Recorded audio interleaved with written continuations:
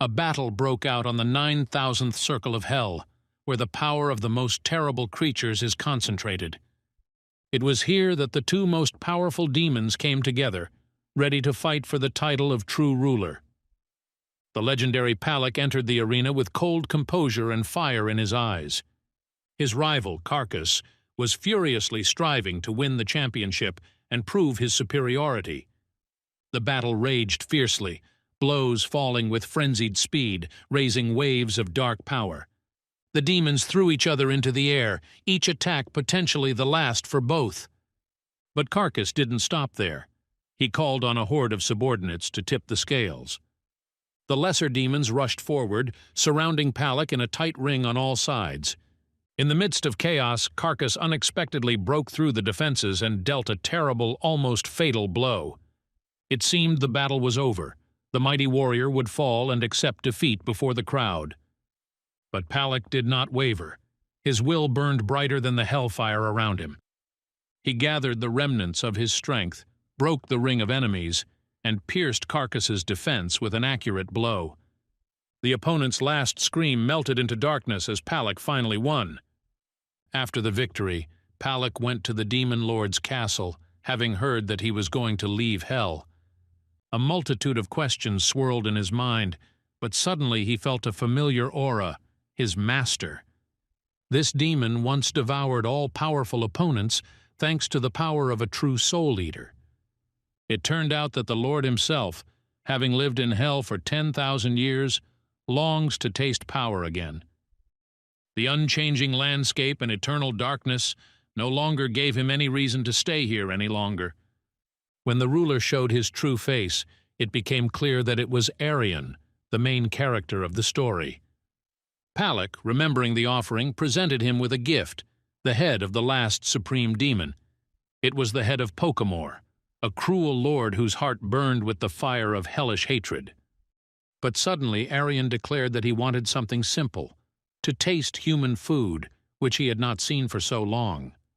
The demons were already busy preparing the food, but the reason for his anxiety was not at all about the food.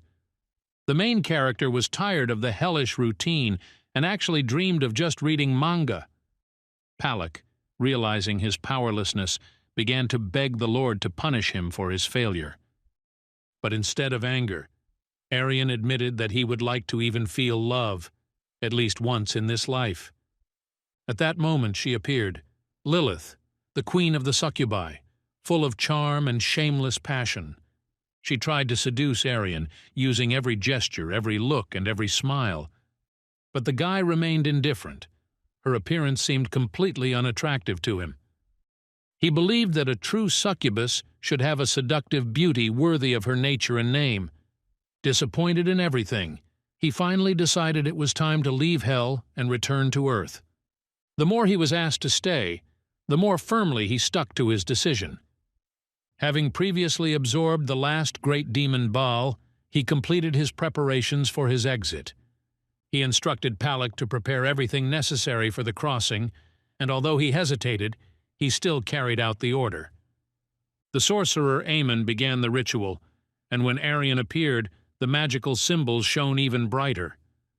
The Lord's power surged upward, rising into the heavens, illuminating hell with a blinding blast of energy.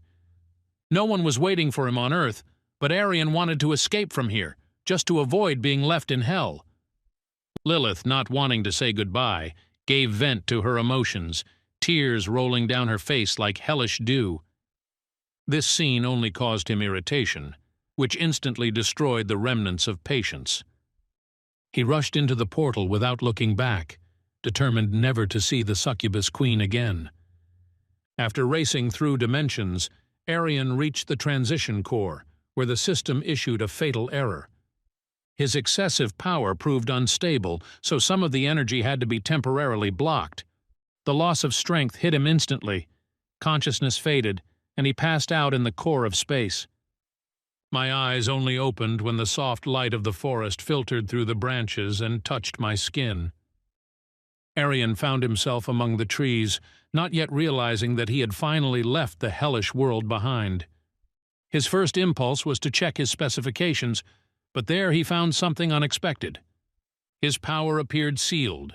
None of the forces responded. Everything looked extremely suspicious.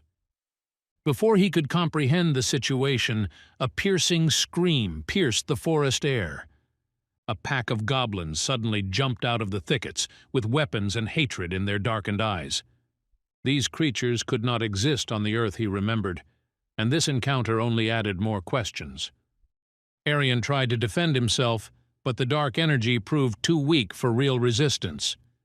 Then he switched to a backup method, summoning blades that once left no chance to enemies. He dealt with the goblins effortlessly, increasing his level with each body he defeated. After the battle, Aryan used the absorption technique, taking power from the bodies of the monsters he had just killed. The dark energy in him grew rapidly, which was only possible in the conditions of the hellish dimension. This gave him reason to doubt. It seemed that he had arrived on a completely different Earth. Before he could comprehend the situation, he heard a new scream, not at all like the roar of a beast or a demon. The intonation was different. It could only be a human voice, full of panic and pain. Aryan did not hesitate. He immediately rushed to the sound, cutting through the thickets and approaching its source.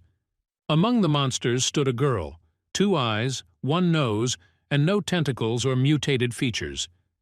He immediately understood that he was dealing with a human being, and he needed to act without delay. In a few moves, he blew away all the monsters, leaving behind only dust and dismembered bodies. The girl, whose name was Hana, stood in awe as he silently extended a helping hand to her. She thanked him, but Aryan didn't listen. His answer was completely unexpected. Instead of explanations or politeness, he simply asked her to marry him immediately. Aryan quickly realized that he had overreacted, so he apologized and finally introduced himself to the girl. At that moment, Hana staggered in pain, but before she could fall, the hero managed to gently pick her up. When he supported her, a smartphone fell out of his pocket, which Aryan involuntarily picked up and looked at the screen. What he saw was shocking. The date on the device showed the year 23, which surprised him greatly. Questions began to multiply in her head when the girl began to explain how she ended up in that zone. She used words he didn't know, which made him momentarily lose confidence and become a little confused. Despite this, the conversation continued until Hana, embarrassed, prepared to head back to the gate. Aryan silently followed her, escorting her to a portal that led to a completely different world. Inside, he saw a crowd of ordinary people and almost cried, feeling the true presence of life. Hana invited him to come to her place for lunch to thank her for saving him, and he readily agreed. Then they were stopped by officers who demanded to see documents confirming the player's identity. Aryan was forced to use an illusion, creating a distorted perception in one of the guards. The replacement ID looked defiant, a gesture with the middle finger that was miraculously considered the norm. The officer, under the influence of the illusion, confirmed Aryan's identity and let them pass without question. When they reached the building where Hana lived, the hero could barely contain his emotions. Everything seemed like a dream. Climbing the stairs, he eagerly inhaled familiar smells, felt the touch of the handrails and wooden steps. Every little thing, from the light in the window to the texture of the walls, made his heart pound with happiness. Going inside, Aryan saw Hana's mother, who was restless with worry for her daughter. Upon learning that it was he who saved her life, the woman was confused and decided to thank him with a delicious homemade meal. While her mother was cooking, Hana helped her in the kitchen, and Aryan asked the girl for her smartphone for a few minutes. He turned off the save query function and for a moment was absorbed in running his finger across the touchscreen. Remembering the past, the hero opened the news and began searching for records dating back 5 years. He was interested in the events of 2018 because that's when he was dragged into hell, leaving the world without explanation. On February 22, 2018, the planet was shaken by portals from which unseen monsters continuously appeared. Conventional weapons were useless. Soldiers died by the hundreds, standing no chance against the otherworldly force. In response, the U.S. initiated the creation of a global coalition to respond to abnormal emergencies. At that time, players began to appear, people with extraordinary powers who became humanity's last hope. Aryan realized that it was then that he had been taken to hell, presumably due to the awakening of a new powerful force. His thoughts were interrupted by Hana, who brought lunch, and the sight of the meal literally made Aryan faint. On the plate lay his former favorite dish, the one he had missed the most all these years. He began to eat hastily, spoon by spoon, unable to contain his delight, which surprised Hana and her mother. In hell, he had to take in dark energy and survive by feeding on nightmare-like creatures. Despite the fact that he had almost become a demon, his tastes and desires remained purely human, as did his appetite. The demon food was so disgusting that sometimes he cried as he swallowed the flesh from the ugly bodies. Now, having tasted a real meal prepared with care, he felt a happiness he had long forgotten. After thanking him, Aryan asked for more and just as quickly began to enjoy every bite. Suddenly, a loud explosion came from behind the door, causing the girl and her mother to flinch in alarm.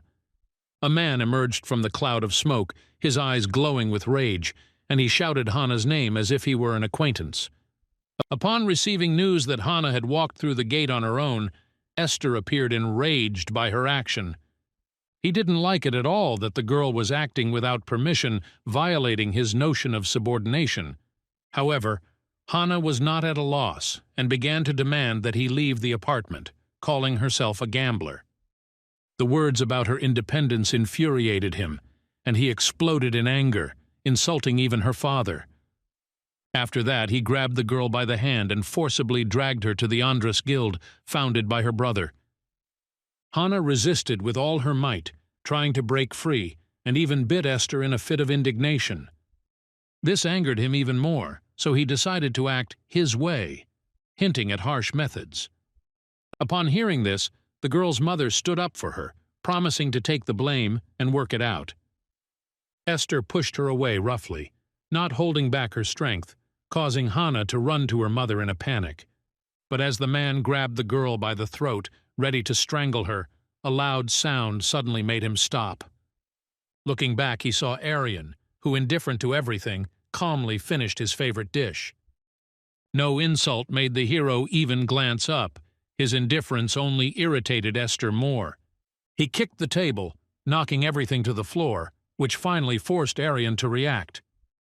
The protagonist fell next to the remains of the food, bitterly regretting the destroyed dish, as if it were a loss. The next moment, Esther kicked him in the side, but it only ignited something very dangerous inside. Aryan's gaze made his opponent flinch, a real threat, and darkness flashed in his eyes. When he felt the aura that erupted outward, he realized that he was not just a human being, but a demon. Despite her fear, Esther suppressed her hesitation, focused, and without hesitation activated her own abilities to their full potential. But Hana, wanting to protect Aryan, did not hold back and struck first, drawing attention to herself. Taking advantage of the momentary advantage, the protagonist performed a distracting maneuver and struck with all his strength. Following the first, he struck 2 more blows, making Esther believe that the enemy was not that strong. He consoled himself with the thought that his opponent lacked speed, but the blows were coming down relentlessly and accurately. Eventually, the pain took over and Esther writhed, unable to resist the relentless rhythm of the attack. In desperation, he cursed the dish Aryan had just eaten, calling it a miserable, ordinary soup.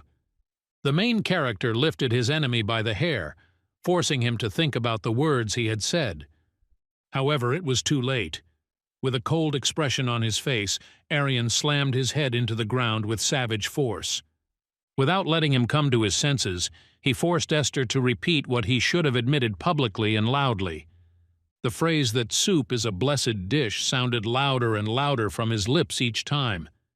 When Esther's cursed pride finally broke, Aryan pulled the deeply embedded blade from his hand. With calm cruelty, he reminded the enemy never again to demean a beloved human food.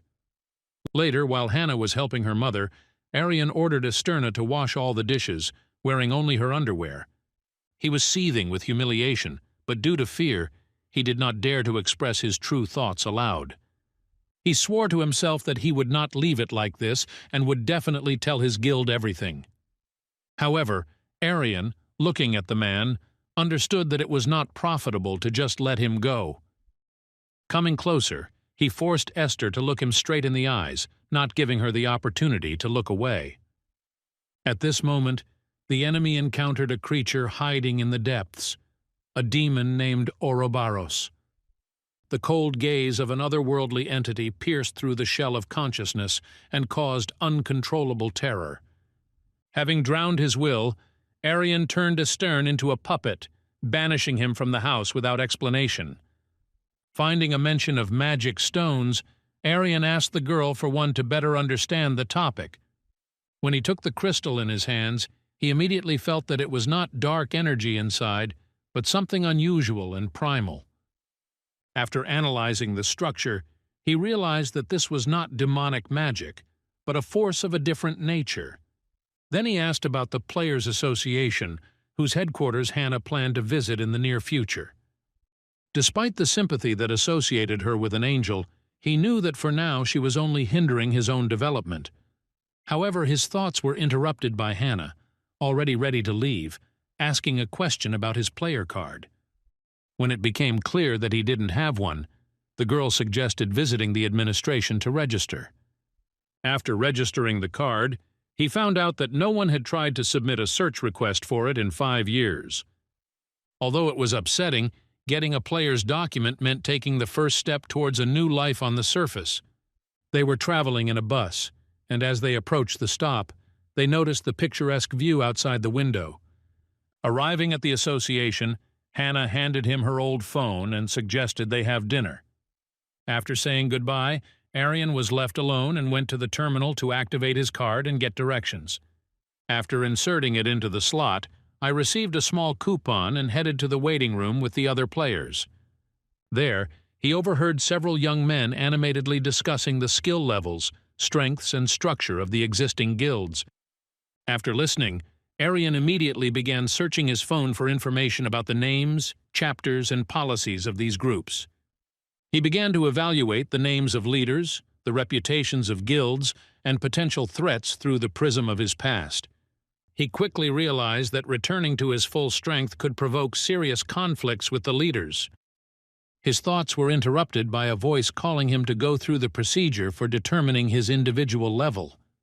It was explained to him that he needed to place his hand on a magic ball that would change color according to the power of the bearer. The darker the color, the higher the level, which means the greater the threat and potential for growth. Raising his hand, Aryan inwardly wished not to attract unnecessary attention by agreeing to even the lowest score. The ball flashed brightly, filling the space with light, which made everyone around them look around warily. The employee, without changing her tone, announced that the level was determined to be F, causing a wave of surprise. The woman explained that he would receive an E-class card, which allows him to enter only the relevant portals of the association. If there is a desire to enter the gates of a higher class, the guardian must submit a corresponding written application. There were 2 ways to improve your level. Take a basic course, which is what Hana did, or a collection of gems that can be obtained from monsters, which interested Aryan more. So he politely refused his student ID, got up from his chair, and resolutely headed for the exit. The woman thought he was upset about the level awarded until the ball changed color. Its surface turned black, then wobbled and cracked with a bang, causing astonishment among those present. Even the strongest players had balls that were only dark blue, but never showed a pure black color.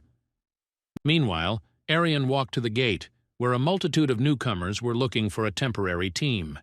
Inside, he was met by a man who suggested he join the already formed group. Not all party members agreed, but the leader insisted, saying that we must give the person a chance and save their life. He introduced himself as Jim and said he was only 27, which caused Aryan a slight surprise. However, he politely declined the offer, preferring to act independently and rely only on himself. Before saying goodbye, the man warned of the presence of a goblin boss, a particularly dangerous hobgoblin. Aryan thanked him for the information, said goodbye, and immediately set off deep into the forest to look for his enemies. It wasn't long before he came across a great chance to obtain the necessary magic stones. Once near a small settlement, he ruthlessly exterminated the goblins one by one. After finishing the battle, he noticed a rise in dark energy and a simultaneous increase in his own level.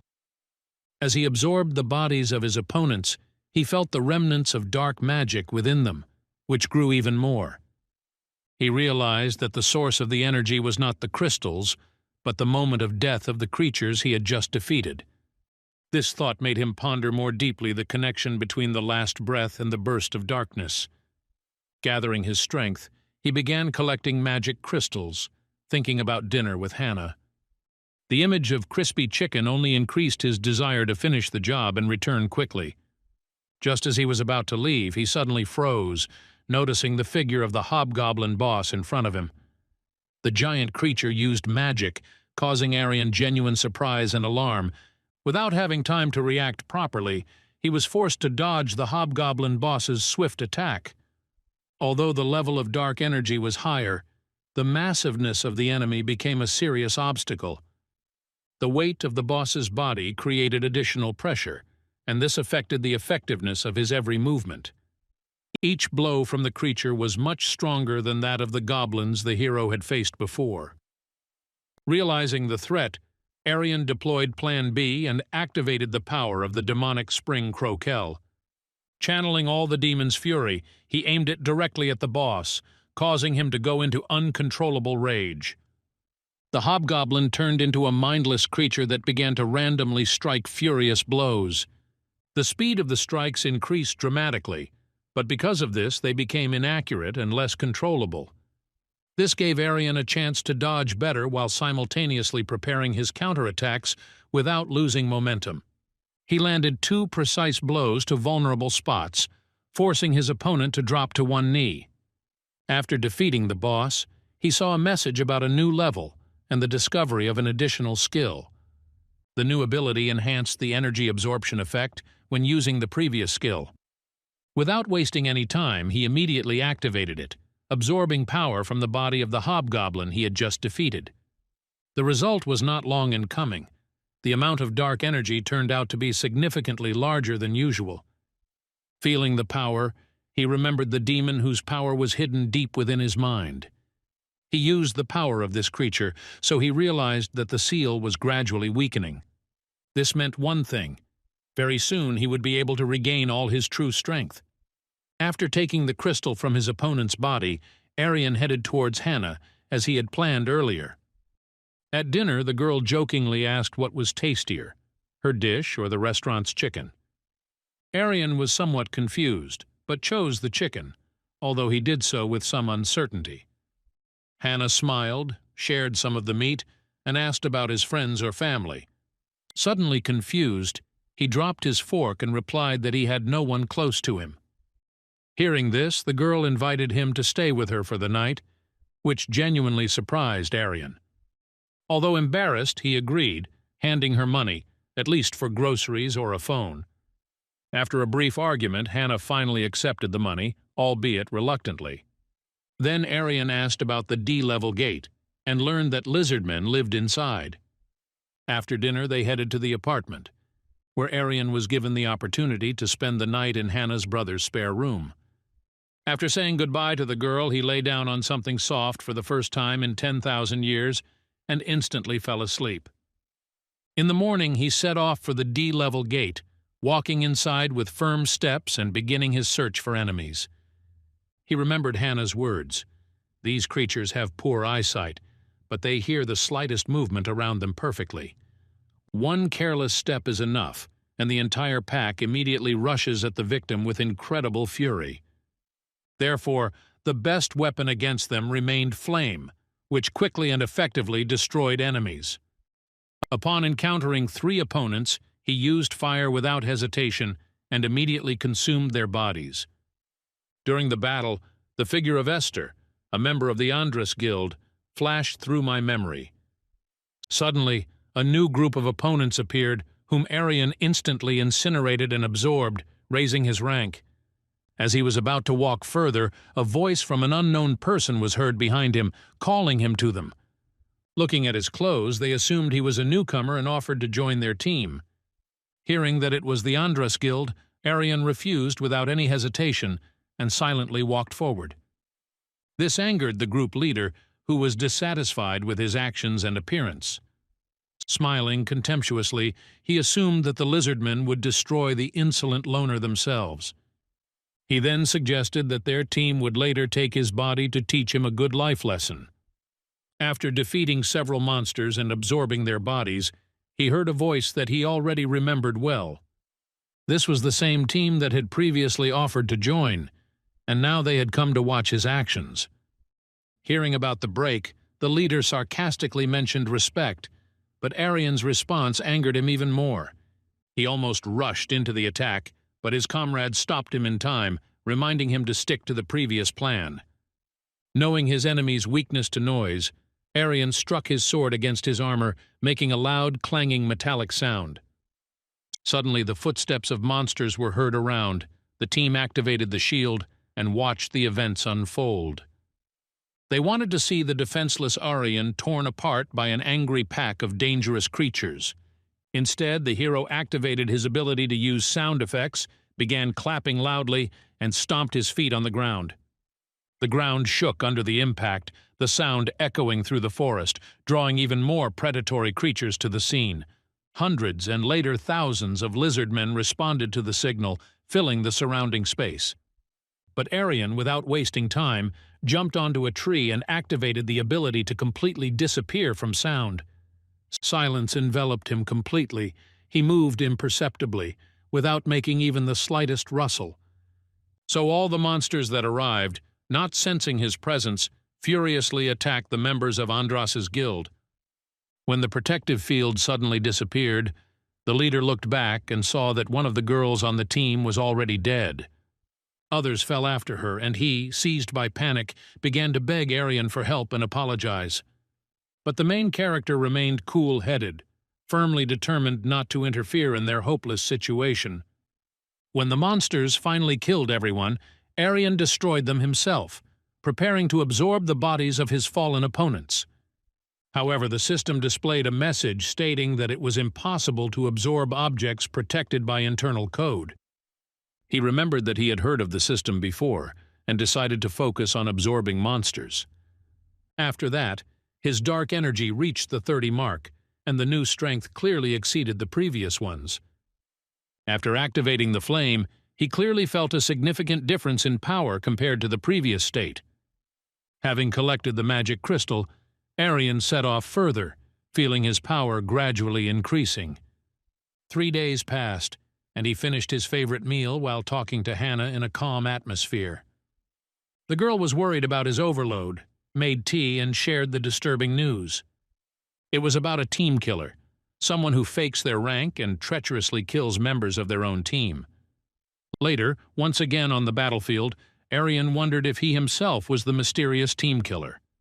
And if not, he should be extremely careful and reach an even higher level of skill as soon as possible. Having absorbed all opponents, he gained a new level, and the third skill became available to him. He again caused the flame to grow even larger and decided to test it on the magic stones. But one had only to look at them, and their surfaces would begin to melt under the sheer heat of his power. The new third skill allowed you to convert magic stones directly into powerful dark energy. Since he still had enough money, he decided not to sell the artifacts, but to absorb all the stones. Crouching down to concentrate, he activated the power of the heavens, and huge transparent wings grew from behind his back. Waving them, Aryan flew up and set off on an aerial reconnaissance flight in search of the lizard folk bosses. During the flight, he heard a familiar voice coming from somewhere nearby and decided to descend lower. As he got closer, he realized it was Jim, his old friend who had apparently just been betrayed by 2 men. He barely kept his feet, defending himself from a barrage of blows, and still didn't fall thanks to his willpower. Aryan watched the fight with interest, hesitating whether to intervene. remembering Jim's kindness. But when he noticed the dark energy on his enemy's sword, he stood before his friend's shield without hesitation. The first attacker rushed at him, but after a few quick movements he was already lying motionless on the ground. The next opponent tried to attack him but couldn't withstand even one powerful blow. After the battle, Aryan leaned over the body, trying to question his enemy about the source of the dark energy. However, without receiving any response, he mercilessly slammed his opponent's head into the ground. Then Aryan repeated his question, but already activated the power of the demon of fear, forcing it to speak. Under the influence of this dark energy, the man confessed that the power was given to them by the guildmaster Andras himself. The other attacker began to scream, trying to silence his comrade, but was instantly destroyed. After that, the first one began to talk about the ritual, but his body began to writhe convulsively. Blood poured from his mouth and nose. He wheezed and writhed until he completely lost the remnants of life. It looked as if some higher power had deliberately stopped the revelation of the truth about the ritual and the energy. Jim looked at Aryan and clarified his name, as if remembering someone familiar from the past. After confirmation, he and his companion began to express sincere gratitude for the unexpected and decisive rescue. At that moment, Jim admitted that he had previously misjudged Aryan, perceiving him in a false and biased way. He remembered that he had to report the betrayal within Andras to the players from the Wyvern Guild. However, upon hearing the request to remain silent, he agreed without hesitation, wanting to help expose the traitors. As a sign of respect, he swore allegiance to Aryan, promising to be on his side in the fight for truth. It was then that the hero recognized in Jim his old friend Palak, whom he had not seen since returning to Earth. The second team member who survived the betrayal thanked Aryan and promised to repay him in the future. After a short farewell, the main character found out Jim's level and realized that he was not suitable for him. Joining the guild offered no advantages, so he proposed another form of cooperation without formalities. They exchanged numbers, and Aryan assigned Jim to accompany Hana after graduation. The hero himself focused on the prisoner whom he had previously left alive in order to find out the necessary information. Methodically and harshly, he began to beat the truth out of him, not stopping at painful methods. The prisoner resisted, but under pressure he confessed that they were capturing comrades for sacrifice. They were ordered to bring living people to complete rituals associated with dark energy. A man with a suitcase approached a familiar house where he reported the death of a friend in a mysterious attack. He described how a high-ranking fighter had destroyed his friend, so he was sacrificing him by killing him. Later, the main character was taken to a huge hall, where several people and a mysterious man were already waiting for him. He introduced himself as a preacher capable of endowing others with dark energy and enhancing their fighting power. To perform the ritual, magical stones and a person who would become the basis for the dark baptism were needed. Since no volunteers were found, he decided to use force himself and solemnly struck with his scepter. Dark energy erupted from a crack in space and directed itself into Aryan's body, beginning a dangerous ritual. To complete the process, it was still necessary to absorb the victim's blood, creating pure energy without lethal effect. An ordinary person cannot withstand such a test, which is why the process is called a death rite.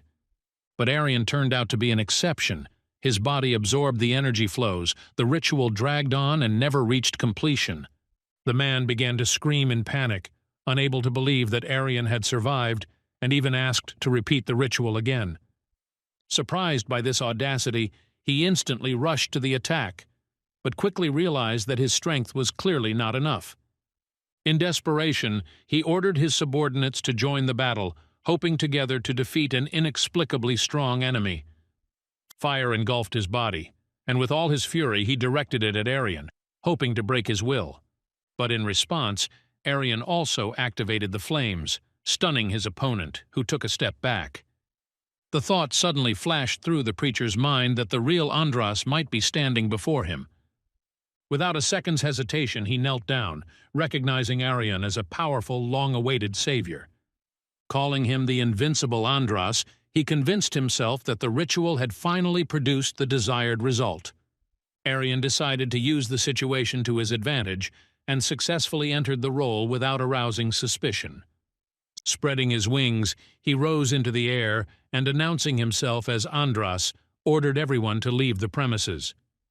By wanting to be alone with the preacher, he created the appearance of control and absolute power. He began to ask in detail about the ritual itself and its details, receiving an unexpectedly large amount of valuable information. A man named Drake confessed to being initiated by an unknown person who wore a mask and posed as a demon.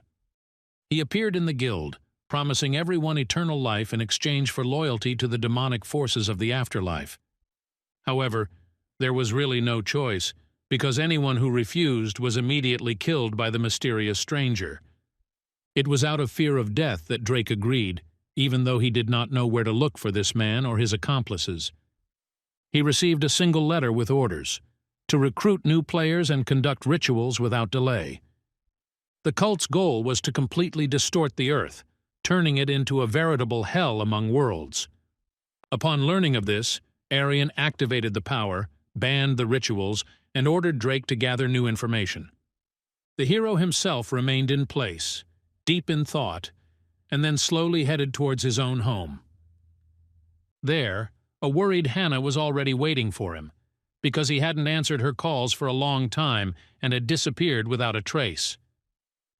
Aryan sincerely apologized for the silence, after which they went to have dinner together in a cozy atmosphere. During the conversation, he learned that Hana had reached the 2nd rank and had acquired a powerful B-level skill. She began to receive numerous offers from various guilds, but she only wanted to help Aryan. The main character shared the news about Jim, with whom he planned for her to reunite. He assured Hana that when she became even stronger, they would create their own invincible team. Together they will hunt in high-level gates and contain the threat of dark energy. Hana eagerly agreed, and then set out on the table the dishes she had carefully prepared for dinner. Aryan began to eat, and mentally made a promise to himself to save not only the world, but also his native land. He then headed to the player management, aiming to register his newly acquired level, but he quickly realized that he wouldn't be able to get it now, because the system needed magic stones to activate. Deciding not to rush, he allowed himself to rest a bit and change his usual rhythm for the first time in a long time.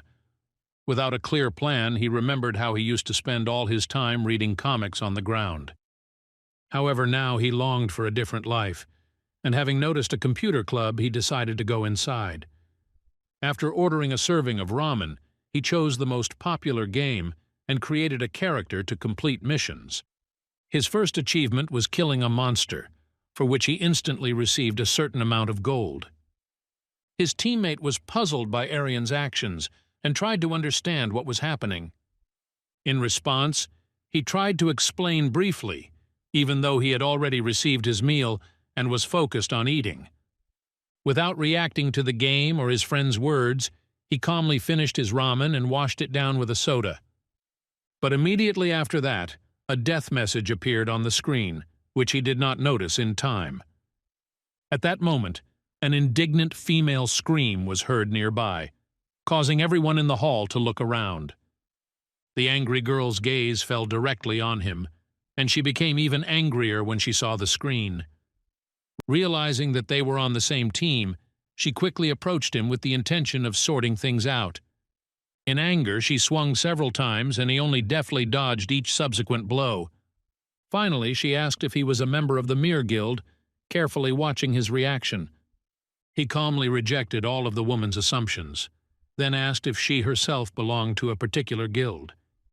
She had already started to answer when she suddenly remembered the prohibition on disclosing her affiliation with the organization. Raising her head, she was surprised to see that Aryan was not listening to her and was heading to the cash register to pay. She moved closer, insisting that he was an A rank, and this couldn't be a mere coincidence. But as soon as he showed his player card, and it showed a D rank, she almost fainted. While she was trying to make sense of what she had seen, Aryan had already left the club, pondering her strength. He was amazed by the accuracy and speed of her blows, as he had to make a lot of effort to dodge.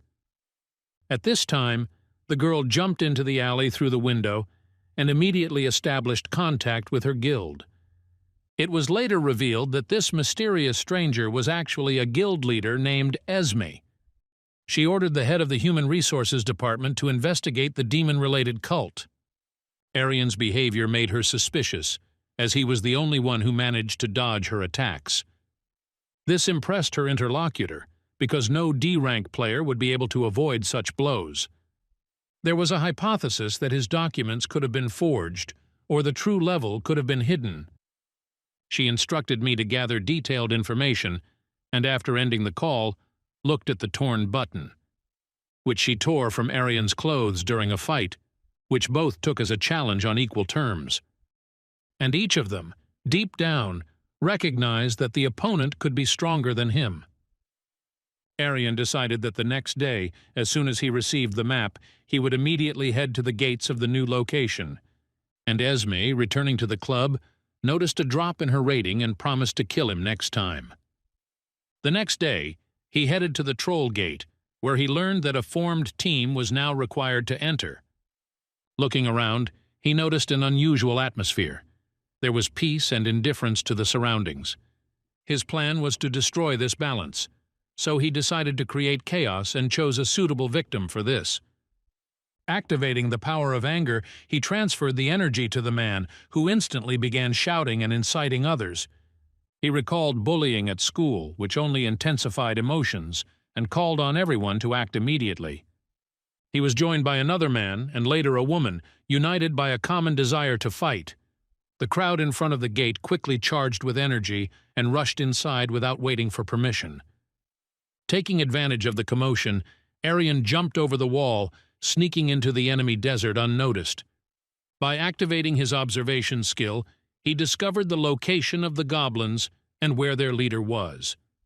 Hearing the noise of the team that had already penetrated inside, he quickly moved directly towards the main boss. Arriving in front of him in an instant, Aryan struck a powerful blow with his sword, destroying the enemy with the first movement. Realizing that it was indeed the boss, he admitted that he had died from the excessive force of a single blow. Not wanting to stop there, the hero decided to completely clear the territory of all goblins. Blow after blow, without stopping, he cut down enemies, gradually advancing deeper into the map and destroying everything around. The system reported an improvement in the skill, so Aryan only accelerated his pace and did not stop his onslaught. It absorbed the bodies of the defeated, although the increase in dark energy was quite insignificant. When all the goblins were destroyed, the players arrived at the scene but found no enemies on the battlefield. Thinking this was another deception by the authorities, the disappointed players set off back, wanting to find out the truth. At that moment, Aryan joined the crowd, calmly walking through the gate with all the other people. People indignantly began to incite each other, turning the situation into a real riot at the entrance. Just then, the elite Huaran squad appeared, and with them a commander named Clark, with a cold gaze. With her authority, she instantly silenced everyone, restoring order among the players present. Clark made an official announcement, emphasizing the threat of team killers, and promised to check on everyone.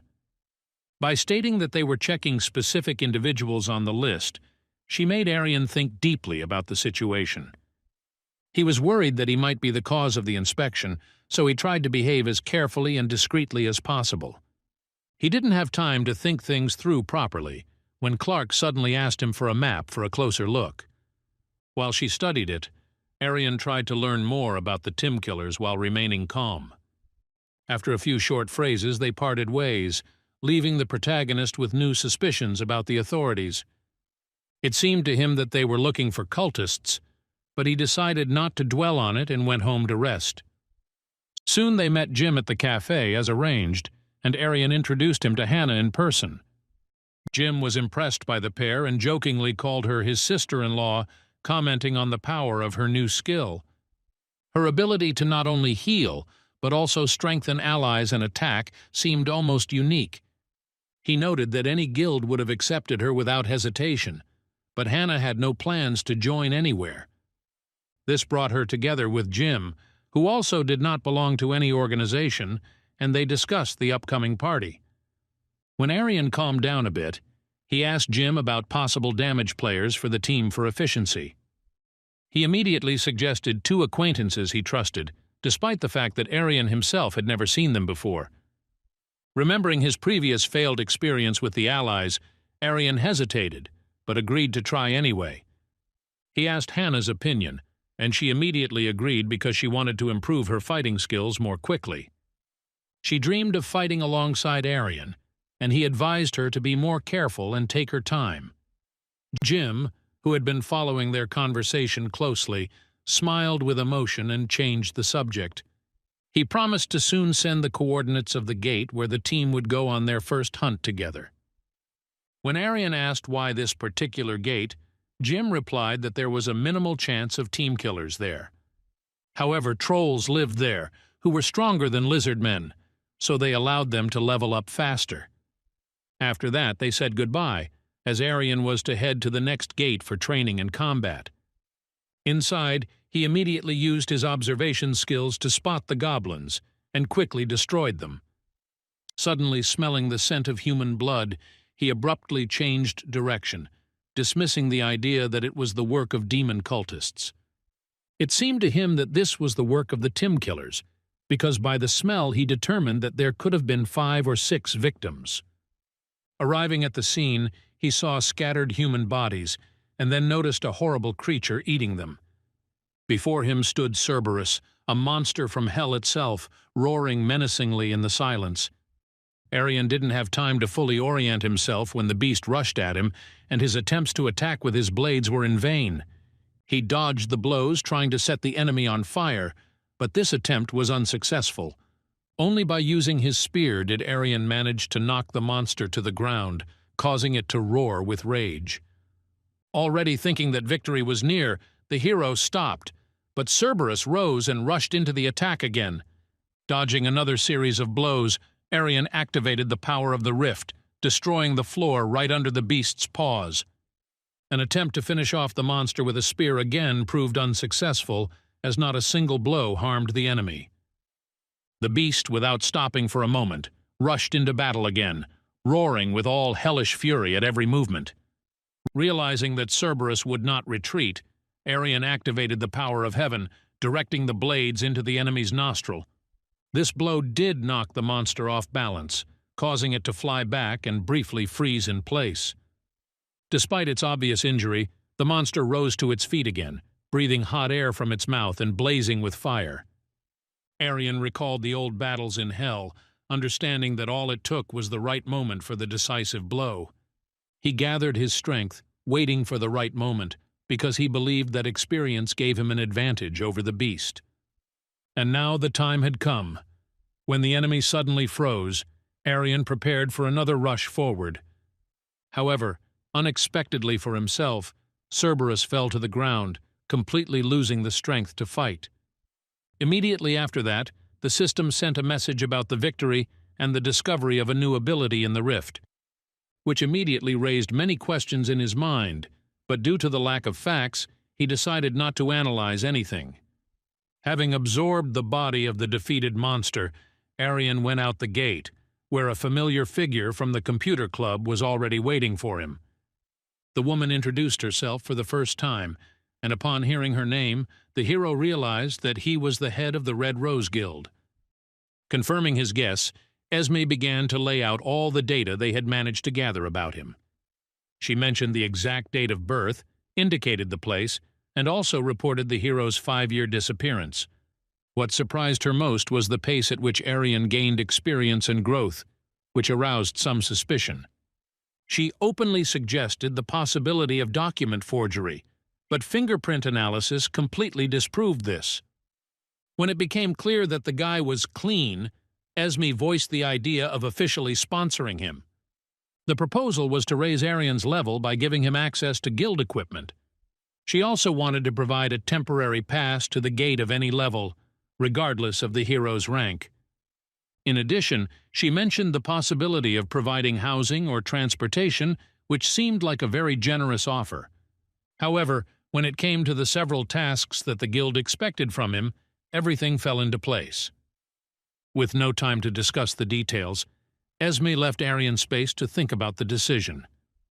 After carefully weighing everything and analyzing the potential benefits, the protagonist decided to accept her offer. Even after the agreement, she had no right to disclose the contents of the instructions without solid grounds and evidence. After a brief exchange of numbers, they headed to headquarters, where Aryan was to be given his equipment. The attention of the crowd was attracted by a luxurious white Porsche with a familiar driver. A smiling Esme peeked out from the cabin and immediately called the hero, and he sat in the front seat without hesitation. Already on the way, Aryan found out the cost of the car and almost fainted from shock, not believing what he heard. The girl asked if he wanted the same thing, and he enthusiastically began calling her his older sister. Upon arriving, he met James, the head of human resources, who was friendly. Next came the acting chief director of the guild, Fred, whose hostility was immediately felt. Despite this, Esme ordered James to get back to work, promising to personally escort Aryan onward. Fred, suspecting something was wrong, decided to accompany them to the equipment depot himself. She explained that some equipment can only be obtained with a deposit. The rest is freely available, so the hero began to examine the weapons, listening carefully to the announced prices. Realizing that he didn't have enough money for the equipment he wanted, Aryan just sighed. Fred took his short "I see" as a sign of disdain, instantly switching to a rude tone. Sensing aggression in the director's voice, Aryan decided to provoke by expressing his displeasure. Fred became so angry that he pulled out his sword and pointed it directly at Aryan, but Esme quickly stopped him. She was outraged by the director's audacity and sternly ordered him to leave the warehouse immediately. Aryan, still recovering from the attack, joked, calling Esme his sister, and made an unexpected proposal. Instead of a car, he asked her for weapons and armor that might be more useful in the future. Before she could answer, an angry Fred returned to the hall, pointing his sword at the hero. Intervening once more, Esme stopped the blow with one hand and threatened serious consequences for disobedience. Hearing this, Fred didn't dare argue, so he turned angrily and left the room for the second time. Esme apologized for her colleague's behavior and asked what kind of equipment a beginner needed. Aryan briefly explained what he was looking for, but before he could finish, Fred appeared for the third time with a new condition. He offered his armor in case the hero won the battle, defiantly provoking his opponent. An angry Esme was about to intervene and stop another prank, but Aryan unexpectedly agreed. She understood well that he had almost no chance against a 6th-ranked player and tried to refuse. But the hero was determined and was not going to back down, despite all warnings or doubts. Fred, remembering how Esme had once saved him, decided to use the moment for revenge. They headed to the training hall, where the director generously promised his opponent a 3-second head start. But Aryan seriously warned him not to delay and draw his sword, for there would be no time left. Without wasting a moment, he sprang from his spot and in an instant delivered a powerful blow that threw Fred far back. His lightning-fast attack surprised everyone present and forced them to seriously reconsider their expectations. Aryan began to taunt, showing off his strength, when he saw Fred get up, trying to attack again. Noticing that Esme was closely following the fight, he decided to show even more of his abilities. Fred gathered all his strength and activated his most powerful skill, hoping to change the course of the match. But Aryan, without losing his composure, used the power of darkness and instantly found himself behind his opponent. Instead of a direct blow, he used the force of the wave, and with a sharp push knocked his opponent to the ground. Fred was unable to get up, and within seconds, paramedics were already nearby, providing him with emergency care. Esme apologized to Aryan, promising that nothing like that would happen again. Examining the acquired armor, the hero asked with interest to slightly change its size to suit his own needs. Leaving his things for recycling, he set off on his way without stopping at the guild premises. Esme was left alone with her thoughts, wondering who this unusual newcomer really was. It seemed to her that Aryan was capable of entering the top 8 rankers who are recognized at the world level. I didn't even rule out the possibility that he would become the first representative of Korea on the list of the strongest players on the planet. After all, even Elliot, who was considered the best, has not yet reached that coveted world level. Her thoughts were interrupted by James, who, upon learning of Fred's condition, looked depressed and alarmed. However, Esme remained adamant, insisting that Fred himself was to blame for his expulsion from the guild. Then James shared important news related to the activities of the Devil cult. The authorities managed to introduce a spy into the cult, and the way for a direct operation will probably soon open. However, because of this, there is a risk of falling into a trap carefully prepared by attackers. Aryan reflected on his own strength and development, noticing that progress became more difficult with each level. He realized that the higher the indicators become, the more difficult it is to achieve new results and grow further. The next day he set off for the meeting, taking Hana with him, who willingly accompanied him. Jim was waiting for them at the venue, introducing the 2 newcomers he mentioned earlier, Eric and Eva. Eva immediately took an interest in Hana, cheerfully ran up to meet her and take a souvenir photo with her. Meanwhile, Eric approached Aryan, greeted him politely, and told him about his skills and experience. After that, he helped the girls take a photo, acting friendly and without a hint of arrogance. Jim, meanwhile, turned to Aryan, wanting to hear his impressions of this team's potential. The protagonist quickly assessed the situation, analyzing the skills of each of the newcomers individually. Jim and Eric possessed A-rank abilities, which already indicated a serious level of training. Eva and Hana had B-rank skills, but showed good interaction and noticeable dedication to the cause. As a result, he decided not to refuse, but rather to go with them on a training mission. During the next raid, they passed through the gate and found themselves on a battlefield with a group of goblins. The team acted in unison, covering each other and maintaining a stable battle line.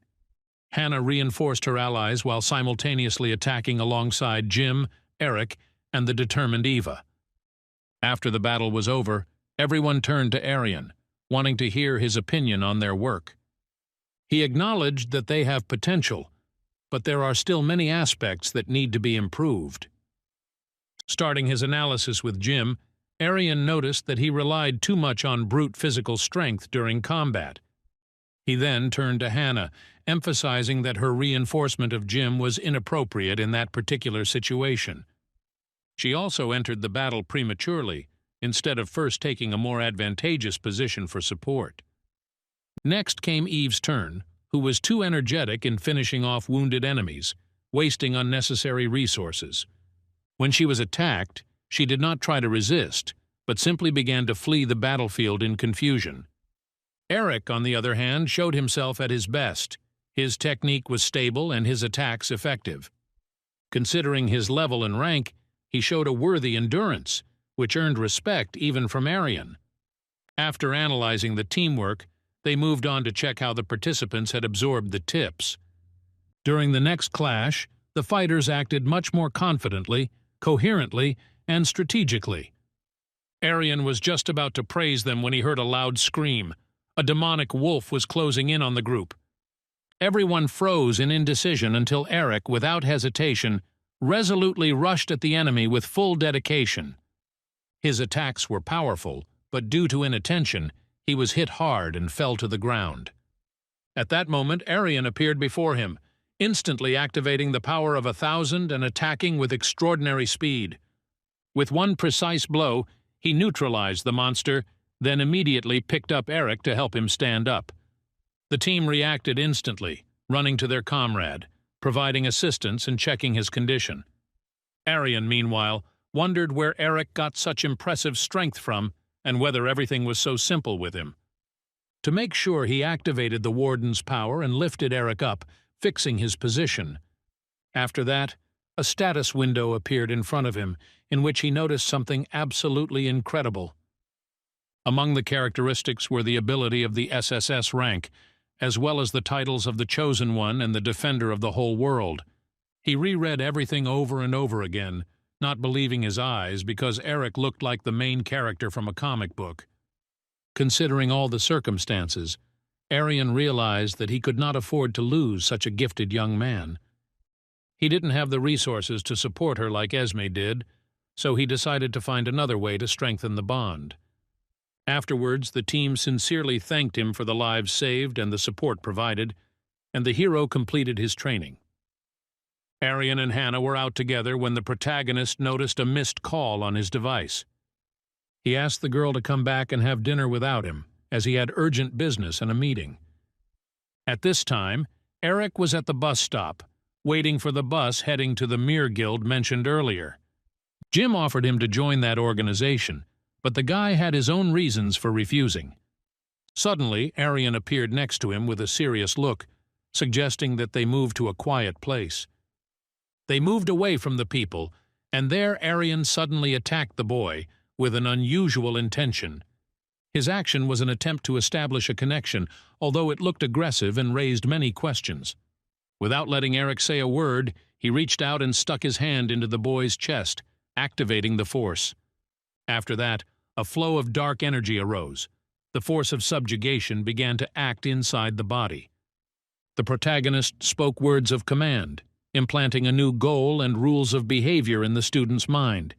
It made him forget everything that had happened and subconsciously strive for continuous improvement. Having completed the ritual, Aryan disappeared just as unexpectedly, leaving the boy alone with himself. Eric came to his senses on the ground, feeling devastated, but not understanding what exactly had happened to him. His mind was clouded, and his heart was filled with anger, directed at the vice president of the Mir Guild. The only thing left in his mind was deep rage and the desire to destroy the one he considered his enemy. Having transformed Eric into a familiar, Aryan continued to quietly follow him, having no intention of harming the young man. His life was of extraordinary value to the hero, as he considered the boy an important part of the future. Deep thoughts were interrupted by a call from Drake, the head of the cult with whom the hero had already dealt. Drake reported the appearance of a demonic monster at the B-rank gate, although no details were provided. Aryan realized that defeating the creature would speed up his leveling, so he decided to set out immediately. After getting off the train, he headed towards the gate, in front of which a large crowd of people had already gathered. Everyone wanted to enter because the path was long, but the authorities blocked the passage and prohibited any movement. 10 deaths were reported, and the mutant seen inside resembled a lion in shape. The hero immediately realized that it was Buer, a 5-legged beast from the 2nd level of the hellish circle. His specialty was satiety. After destroying 5 creatures, he would fall into a deep sleep. Aryan's plan was to wait for the moment of sleep and then deliver the fatal blow. While people were leaving, he called Esme to ask her to arrange access to the restricted area. Approaching the guard, he held out the phone and emphasized that it was the guild head himself speaking. After a brief conversation, entry was granted, and people began to gather at the passage again. At this moment, the Mir Guild team arrived, led by Captain Fury, who was smiling mockingly. He began to mock Aryan, and boldly suggested joining him so as not to die alone. The protagonist briefly considered the situation and agreed, remaining calm and strategically calculated. In his head, he quickly listed all the team members, realizing that this would be enough for the plan. The number of players matched the need. Buer had to get his fill and fall asleep, exposing his vulnerability. A few minutes before, Fury had already contacted Cedric, the vice-chairman of the Mir Guild, reporting on Aryan, who immediately ordered the hero to be publicly ridiculed because he behaved too confidently and looked suspicious. Standing before Aryan, Fury realized that continuing to bully would only make him a laughingstock. So he silently walked towards the gate, encouraging the team to follow and begin searching for the mysterious monster. As they moved through the gate area, they occasionally hurled barbed taunts at Aryan. At the same time, they mocked the Red Rose Guild, which they considered weak and without prospects. Aryan's gaze focused for a moment on the history of this guild, which had its own reasons for rivalry. Once its chairman, Bart, was the owner of a large electronics company with huge capital. During the disaster 5 years ago, he and his son woke up as players and adapted quickly.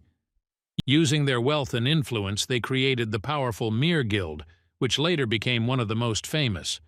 Their confrontation with the Red Rose had become a symbol of competition, and Aryan planned to capitalize on it. It was too early to take sides, but the opportunity to squeeze benefits from both sides was growing. Activating the Warden's power, he noticed the giant shadow of Buer hiding behind a stone wall. Aryan instantly decided to lure the monster by releasing a special scent that excites the predator's senses. The lion-like creature was rapidly approaching, and Fury's team began to hastily prepare for battle.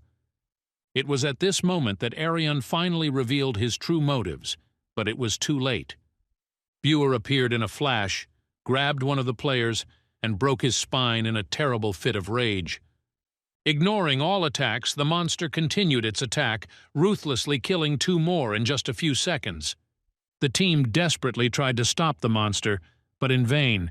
Not a single attack caused any damage. Eventually, Buer consumed 5 players, had his fill, and began to slow down, preparing for sleep. Aryan deftly jumped onto the monster, combining 2 abilities that instantly formed a new combat skill.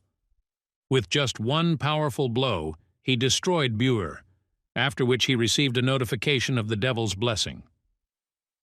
One of the conditions of the ritual was fulfilled, but due to the lack of details, the hero decided to absorb the monster's body.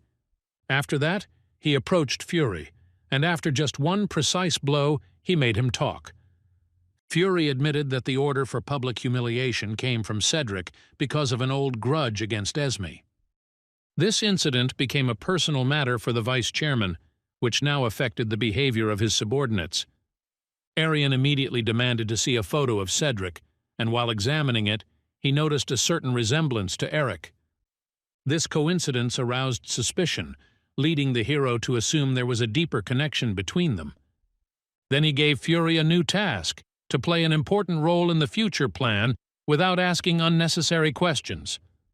Once outside, Aryan loudly called for an ambulance for his recent opponent. When the journalists arrived, the hero began to tell the story of Fury's self-sacrifice during the fight. He reported that the lion monster attacked suddenly, instantly destroying almost the entire team without the slightest resistance. Only the captain remained in the battle until the end, covering Aryan and ordering him to escape at all costs. It was thanks to these actions that the monster was destroyed, but Fury himself fainted, protecting the life of his comrade. Aryan emphasized that he could not abandon his savior, so he carried him from the battlefield in his own arms.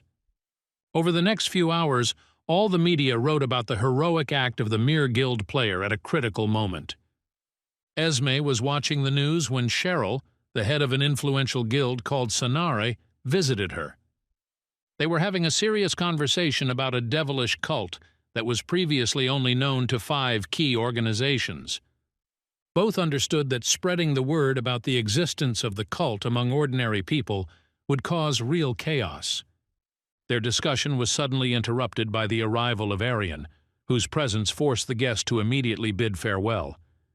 He tried to convince Cheryl to stay, but she politely left the room without arguing. After that, Esme gave Aryan a special pass to the super-dangerous S-level gate. She emphasized the deadly threat within, but Aryan was not frightened, only intrigued. The guy admitted that he accidentally overheard a conversation about a devil cult and wanted to know more. He became curious as to why this particular guild was cooperating with the authorities in such a risky endeavor. Esme explained that in addition to the solid reward, the guild suffered losses and seeks revenge on the cultists. She assumed that the cult had serious power, which is why she asked to destroy its leader. Without hesitation, Aryan agreed to help, ostensibly out of gratitude for the support in previous battles. However, he chose to remain silent about his true motives, hidden goals, and possible benefits. He was later given a personal car, and the hero set off without delay for the mysterious S-level gate. Once inside, he was amazed by the view. The boundless and quiet sea stretched out before him. There, Aryan planned to summon a monster from hell, to which he had only recently gained access. He began a complex ritual that was supposed to create a portal, but something went wrong in the process. The rift opened not into hell as expected, but into a completely different dimension with unknown consequences. When the magical action was complete, the system assigned him a new familiar, the dragon child Akidna, which at that very moment fell to the ground, leaving behind a faint glow and a trace of energy that had not yet completely faded. Next came a strange stream of words in an unknown language, the meaning of which the hero could not recognize at all. Suddenly, a group of armed men appeared in front of him and immediately surrounded him. Aryan instantly activated his ability, scanning the enemy's strength and looking for any chance of agreement. He addressed the strangers with a direct question, trying to understand who they really were. One of them called himself the Prince of the Aryan Empire. His name sounded proud, Reynold. Then Aryan turned his attention to the rest of the group, among whom was an elf and even a dwarf. This surprised him. Such a combination of races was rare, and in this world it looked completely unnatural.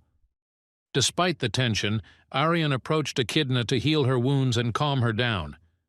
But the newcomers perceived this as a threat, immediately blaming the dragon for disasters and diseases. Reynold stood firm, ignoring Akidna's every word, even though she denied any involvement. The prince's team supported him angrily, not believing in the innocence of the creature lying on the ground. The people's reactions began to irritate Aryan, and eventually he decided not to hold back his anger any longer. A battle began between the parties, in which each of the newcomers used their own attack technique. When Reynold learned that he was facing a demon, he immediately rushed to attack, not holding back his strength. Others joined him, and the battlefield filled with the names of blows and flashes of magic. Aryan acted precisely and coolly, activating abilities and neutralizing opponents one by one. He noticed that enemies always called out the name of a move before performing it. Taking advantage of this, he shouted out a fake move called a blade cut to confuse them. And when he prepared for this very blow, Aryan unexpectedly kicked him. The blow forced the opponent to his knees, and the fighting spirit suddenly died out, leaving silence. And later he ordered his comrades to flee, trying to avoid new victims and unnecessary bloodshed. That team refused to leave the battlefield, remaining by the prince's side despite all the risks and the threat of death. A young girl appeared before Reynold, begging to kill only her and let the rest return home. On his shoulders lay the responsibility for all the races and creatures of their world, and he hesitated with his decision. At that very moment she confessed her love, daring for the first time to voice feelings she had been hiding for a long time. Preparing for death, she accepted her fate, although her heart trembled with fear and hope at the same time. Aryan did not accept this sacrifice, thinking about something completely different, about the loot and trophies after victory. He was about to deliver the final blow when the system reported a new type of creature nearby. Their nature was different from the monster he summoned, and therefore the system's operation changed. Guy's system was supposed to automatically return such aliens to their home worlds without outside intervention. The people in front of him began to disappear one by one, without having time to say anything or even say goodbye. Aryan was about to destroy them, but he didn't even have time to swing his weapon. The enemies had already been absorbed by the system. He turned to Akidna, thinking about how their appearance connected to events on Earth. Then he remembered the moment when he himself got here, and realized that it was all his fault. The appearance of creatures and monsters in this world began since he received his abilities. Realizing that he couldn't change it now, he asked the dragon to shrink his body to a smaller form. While she fulfilled the request, the hero thought about the continent of Erno, her home world. A world where mages, dragons, and monsters existed side by side, competing and coexisting at the same time. He took Akidna to his place, and along the way she shared her story of childhood and loss. When she was still a child, her father suddenly disappeared, leaving behind only a shadow in her memories. She often read, seeking salvation in books, and tried to forget about loneliness. But later, Reynold appeared and blamed her for all the troubles, the plague, the drought, and the curse. As she told the story, tears streamed down her cheeks because no one believed her, even though she was not guilty. Aryan assured her that she was safe now and promised that he would be there for her no matter what. Because he also grew up without parents, in an orphanage, watching other children find families. He always wanted only one thing, for someone to truly love him and accept him for who he is. They were met at home by Hana, who immediately hugged Akidna and called her an extremely cute creature. Aryan inquired about her growth and progress in the hunt to make sure everything was going well. In response, she heard sincere gratitude for the support and the acquaintance with Jim, which changed her life. Aryan woke up feeling very tired, so he slowly made his way to the kitchen, where Akidna was having breakfast. At first he didn't notice the change, but after a moment he realized that a girl was sitting in front of him, not the usual dragon. Akidna herself was surprised by the new form. At night she felt strength and woke up already human-like. Aryan jokingly asked her to return to her dragon form, not expecting a real reaction. She immediately complied with the request, but miscalculated her strength and almost destroyed the apartment to the ground. Embarrassed, she apologized for the harm she had caused, not wanting to inconvenience anyone. Then Hana, with a smile, suggested buying new clothes that would befit a young dragon. They invited Aryan to go with them, but he politely declined, as he had other important matters to attend to. The hero went to Esme to tell her about the dragon's summoning and resolve legal issues.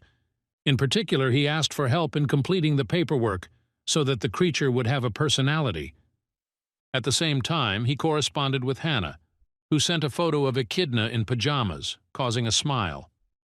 Esme asked who he was, but Aryan assured her that his origins didn't matter now. He was about to ask for something else, but he was interrupted by the unexpected appearance of Clark, who approached Esme.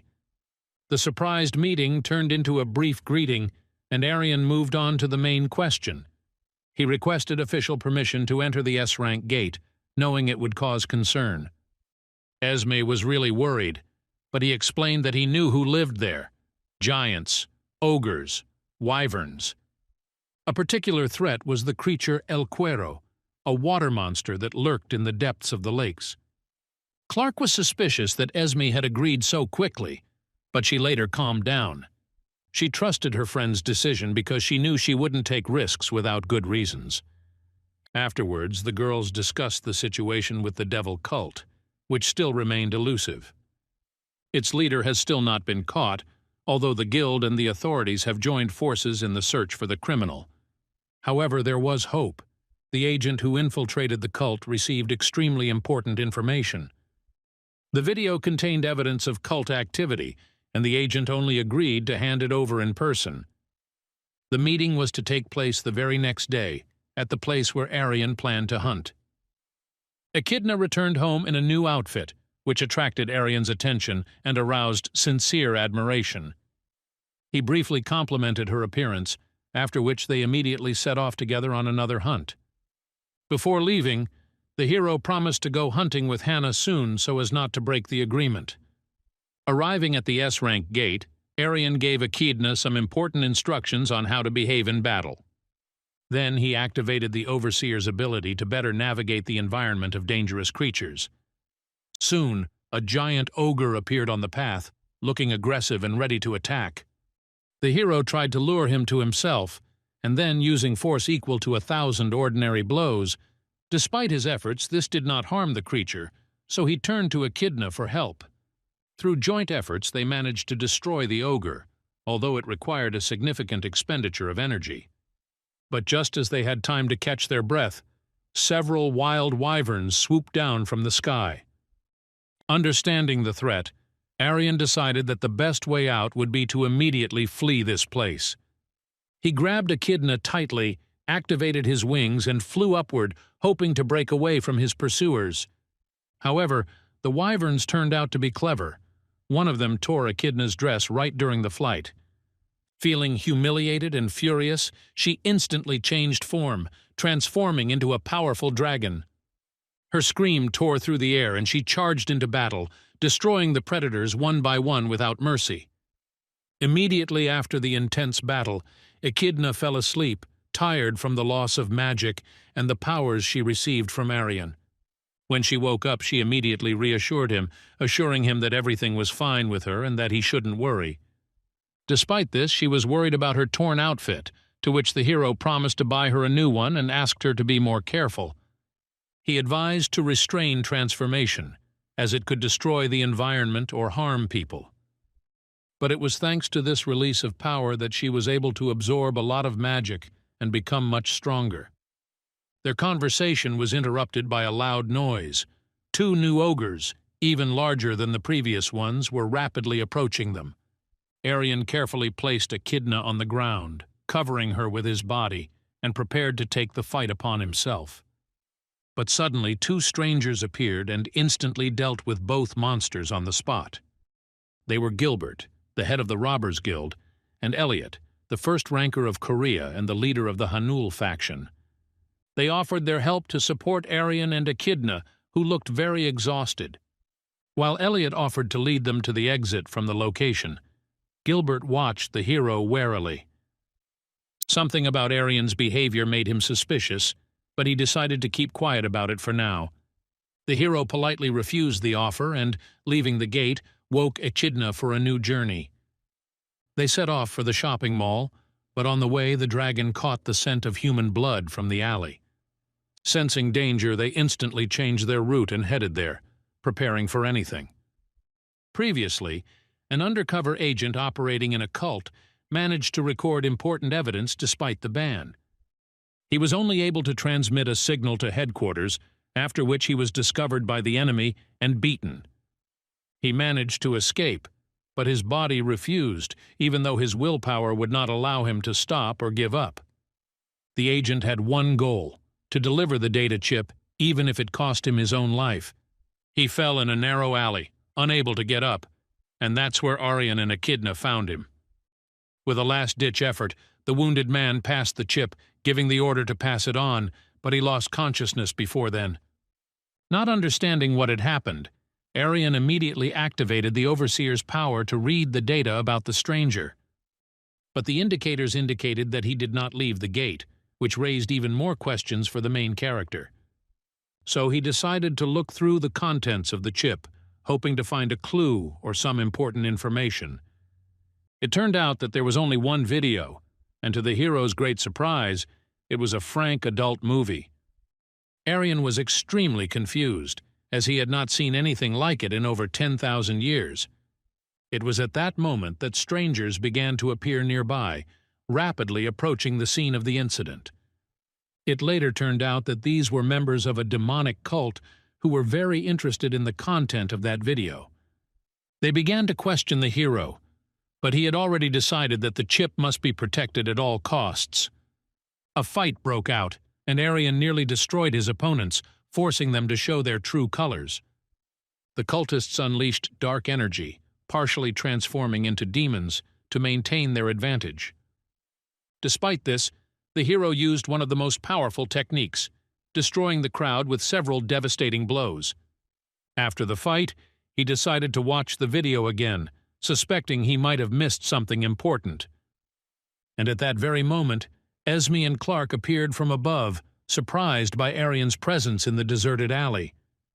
He was nervous that they might not have had time to see the contents of the video, but both girls demanded that he return the chip immediately. It turned out that the recording is of extraordinary value and is key evidence in the investigation into the democracy cult. Due to Esme's insistence, he had to give the chip back, although he still didn't know what exactly was recorded on it. Clark, meanwhile, checked on the agent's condition, but the man was already dead, and it was too late to help him. Then Aryan briefly told her everything he knew, but their conversation was interrupted by Esme's sudden exclamation. She had already watched the video and suspected that the main character had replaced it with another recording. But Clark reminded us that some guilds encrypt important data, replacing it with adult content. Decoding such a recording requires special equipment that is only available at their organization's headquarters. Before leaving, Aryan introduced Akidna to Esme, who did not expect the summoned dragon to be a child. Upon arriving at Huaran headquarters, Esme immediately reported the loss of an agent in the surveillance zone. She also ordered the video to be decrypted and expressed her intention to contact a commander named Lance. This commander had tremendous authority and power. Only Elliot himself was able to resist him. But he was on a business trip, so there was no way to contact him or rely on his help. After some time, the team reviewed the already disclosed recording, which contained conversations about the cardinal. That was the name of the leader of a demonic cult who had ties to one of the most powerful guilds. They also learned that in 3 weeks, the cult was planning to complete some kind of large-scale challenge. Aryan concluded, "The cardinal is extremely powerful and is supported by an influential force." It also became apparent that they were planning to bring something dangerous right to the surface of the earth. And the cult is not run by isolated fanatics, but by people with the support of a high-level structure. The hero decided to start with the guild, rejecting those who were already investigating the events. Direct pressure will only undermine the reputation, as the use of force will cause unwanted repercussions. So Aryan came up with a cunning plan, and proposed using the cult mania for newcomers.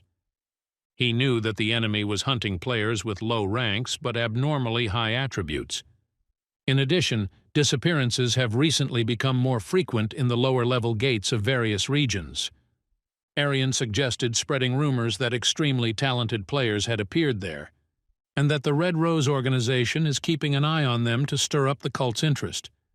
He was convinced that they would not be able to resist the temptation because they sought demonization above all else.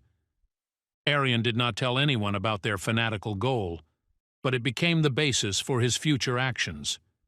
After that, the team began discussing who could be used as live bait.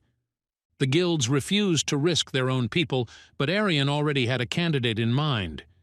He remembered Eric, a capable but still underrated rookie who was a perfect fit for the plan, who, upon returning home, immediately went to his mother, who was seriously ill and needed constant care and attention. Aryan, meanwhile, watched from afar, carefully hiding and at the same time reading news about young Eric's successes. Behind all the rumors about him was journalist James, who had a talent for creating sensational headlines. And when the guy left the house, the main character followed, activating his disguise for safety. Eric headed towards the C-rank gate, where he immediately noticed Hana, who looked exhausted and pale. But she assured him that everything was fine. She was just worried because Aryan hadn't shown up for a week. Despite their messages, she was still worried, feeling his absence especially acutely. The team tried to calm her down, and Eric emphasized the importance of development to reach the level of a mentor. From the sidelines, Aryan heard everything and felt proud of his students, who did not stop working even without him. At the same time, he saw how difficult it was for Hana and little Akidna, but he had to finish the job without wasting time. Inside the gate, the team skillfully defeated the ogre, quickly, accurately, and without unnecessary expenditure of energy or strength. After the battle, they began collecting magic stones, acting in unison, like a well-trained group. The protagonist watched and was even more proud of them, seeing the fruits of his own hard work. However, something worried him because the cult had not yet manifested itself, which seemed quite suspicious to him. So Aryan activated the Overseer's power, but at first he saw nothing that could pose a threat. But suddenly he noticed 2 strangers who were instantly killing ogres, heading towards Eric's team. The team had just destroyed another ogre when a new dangerous monster suddenly jumped out from behind Hana. They had already prepared for battle, but suddenly the creature was destroyed, and an unfamiliar young man in white emerged from the shadows. This was Cedric, the son of Bart, the head of the Mir Guild, known for his wealth rather than personal power. The guy introduced himself as Eric's brother, although Eric was in no hurry to acknowledge the connection or trust in the stranger. Finally, Cedric confessed that he wanted to sacrifice Eric, fulfilling the orders of a demonic cult. The team immediately reacted, preparing for battle, but the boy explained that he was not going to touch Hana. He had other plans for her, which he said were supposed to be much more interesting than a simple murder. Eric couldn't stand it and rushed into battle, but Cedric easily parried the first attacks, acting calmly and confidently. The fight continued until a strong blow from Cedric threw Eric against the wall, which immediately changed the situation. The young man's weapon was unusual, techno-magical, with motion sensors that anticipated the enemy's actions. It guided the wearer's body itself, allowing them to instantly respond to a threat with absolute precision. Cedric was about to strike the final blow when Jim suddenly appeared nearby and pushed Eric away. He covered his friend with a shield, receiving a wound, but saved him from a possibly fatal blow. Enraged, Eric, charged with Hana's energy, tried to launch a powerful counterattack with all his might. The attempt again proved futile. Cedric not only parried the blow but also attacked at the same time, forcing his brother to retreat. At the same time, memories of his childhood, where Eric always managed to be the best at everything, were swirling in the young man's head. In studies, sports, and combat training, he consistently surpassed everyone, leaving Cedric in the shadows. This gave rise to envy in him, which turned into bitterness, and later into a desire for revenge and recognition. Cedric copied his brother's most powerful blow, and activating it, severely wounded him. But at that moment, Hana ran up to them, trying to heal Eric, followed by Eve with a shield for protection. Eric lay exhausted, crushed by his own weakness, unable even to get to his feet. He was torn by thoughts of powerlessness, fear for his friends, and inability to protect those he held dear. But suddenly a strange voice sounded in his head, asking if he wanted true strength to fight. Meanwhile, Aryan watched from afar, and as soon as he realized who the fighters were, he prepared to intervene. He was about to rush to help when he heard a shrill cry agreeing to the offer. At the critical moment, Eric awakened a hidden power within himself, similar to a god, and instantly attacked the enemy. His blow broke through Cedric's protective barrier, causing him to lose his balance and fall back. However, at the second blow, Cedric's personal guard appeared, who with a single blow threw Aryan aside. The guard struck again, and Eric, barely conscious, no longer had the strength to fight any further. He accepted the idea of imminent death, asking forgiveness from his friends for failing to protect them. But at the last moment, Aryan appeared, stopping his opponent's blow with one hand, without even looking away.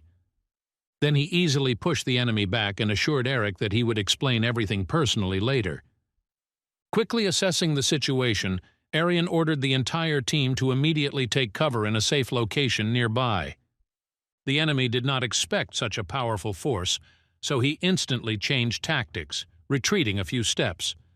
Cedric, without hesitation, ordered the guard to activate his demonic form to confront the hero.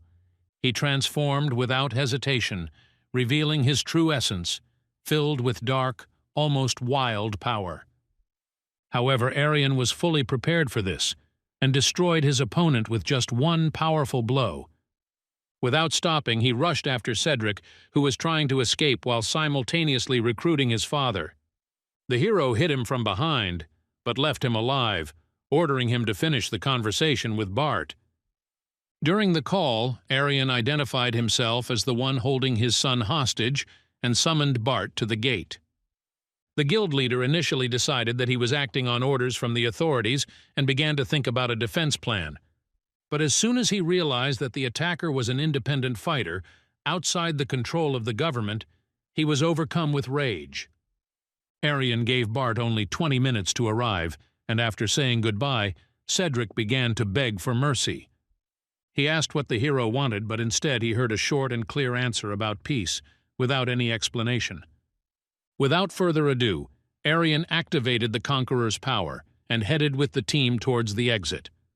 Clark and Esme were already waiting for them at the exit, whose sudden appearance caused surprise and slight bewilderment among their friends. But instead of greeting her, Esme immediately took an interest in Hana, and an involuntary conversation about Aryan began between them. They asked each other about their relationship with the hero until Aryan himself intervened, reminding them of the mission. The team headed to safety as the hero demonstrated the hostage, explaining the situation to the others. Aryan confirmed that Cedric had taken the bait and assured him that the boy's father had already set out here in a fit of rage. The girls doubted whether Bart would act as emotionally as Cedric, but the hero remained confident in his words. And then the armored cars arrived, from which Bart angrily emerged, surveying the area around him. He quickly realized that the guilds Warren and Red Rose, whom he had long suspected, were behind all this. However, the real anger was caused by the desire to see the person he was talking to on the phone during the call. Aryan stepped forward without fear and threw the bound Cedric at Bart's feet, shocking Esme and Clark. Bart immediately began asking his son if he was okay, but in response he heard an unexpected question. With fear in his eyes, Cedric barely uttered, "Who is this man in front of him?" unable to hold back his trembling. The enraged father could not bear the insult and rushed forward, trying to hit Aryan without hesitation. But at the same moment, Esme activated her power to protect the newcomer from the attack, preventing the blow. A fierce battle broke out. Esme held back the enemy and Clark supported her, sparing no effort or time. At this moment, Aryan calmly watched everything, with an ironic smile that only angered Bart more. His anger was growing with every passing moment, but the girls tried their best to keep the situation under control. Then Esme used the shackles, but they were ineffective. Bart easily tore them apart, moving forward. Inexorably heading towards Aryan, he ignored the wounds, his eyes burning with rage and a thirst for revenge. Clark, although seriously wounded, gathered her remaining strength, stood up and struck the enemy with her sword with all her might. The blow was not fatal, but it made Bart stop. He staggered and changed the direction of his attack. For a moment it seemed that he would be able to capture Aryan, but the hero reacted quickly, seizing the initiative. Calmly and confidently, he grabbed Bart by the hair, smiling condescendingly like a true winner. At Warren headquarters, Esme demanded an explanation from Aryan about what exactly happened to Cedric after their meeting. She was concerned about the nature of his actions, but Aryan assured her that it didn't matter, as the cooperation was mutually beneficial. Gritting her teeth in irritation, she agreed to continue the mission, realizing it would be too late to return. After that, Esme went to Bart, intending to extract at least a shred of important information from him. However, he remained stubbornly silent, refusing to say anything that could harm his former business. Then Esme resorted to force, but even under the pressure of physical pain, he remained stubbornly silent. Aryan approached, offering a compromise. He would restore Cedric's memory if Bart told the truth. This only angered the former guild leader, and he began to threaten, throwing words about hell. But in the end, he gave up, confessing that 8 months ago he had met a mysterious man in a red mask. He promised to turn Bart into the devil if he supplied the required number of victims. The offer seemed crazy, but Bart agreed. He believed in the eternal life of demons. He was convinced that demons had been living for over 1,000 years, hiding in all corners of the world. For the sake of immortality, Bart hunted down players who were sacrificed during dark ceremonies. Some guild members have already received dark energy, although Bart himself has not yet had access to it. He needed time to complete his training, otherwise he would become a monster unable to control himself. The cult intended to summon the devil, but Bart only knew about the spatial wall that had weakened a month ago. This strangely coincided with the moment when Aryan returned to this world after his absence. Aryan realized that it was his return that had weakened the spatial wall, opening the way for demonic forces. He assumed that monsters and demons would soon unite, and then a massive invasion would begin. The situation seemed critical, so he immediately asked about the location of the cult's main headquarters. However, Bart knew nothing. He suspected that the preparations were already complete and the plan was in effect.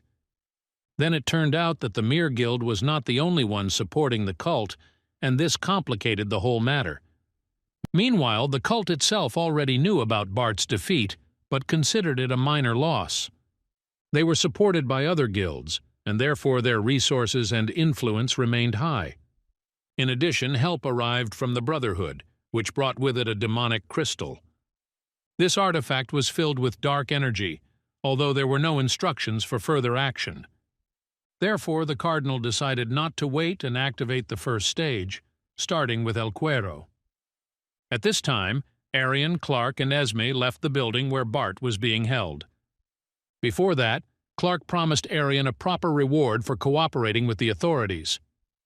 Finally, the main character returned home, where he was met by an excited and tearful Akidna. She assumed Aryan had disappeared because of her mistakes, but he sincerely apologized for his sudden escape. Promising never to leave her again, he stayed to have dinner with her and Hana. The meal was already waiting for him, as Hana had prepared it in advance, sensing that he would return. The next day, the entire team gathered around Eric at the hospital to hear the news from Aryan. He partially changed the truth, saying that he had been following the student after the rumors appeared. He stated that he was acting as a mentor, preparing for a possible attack by a shadowy organization. Hana, not holding back her emotions, expressed her feelings without mincing words. Aryan apologized to her once again, calling her an important part of his family.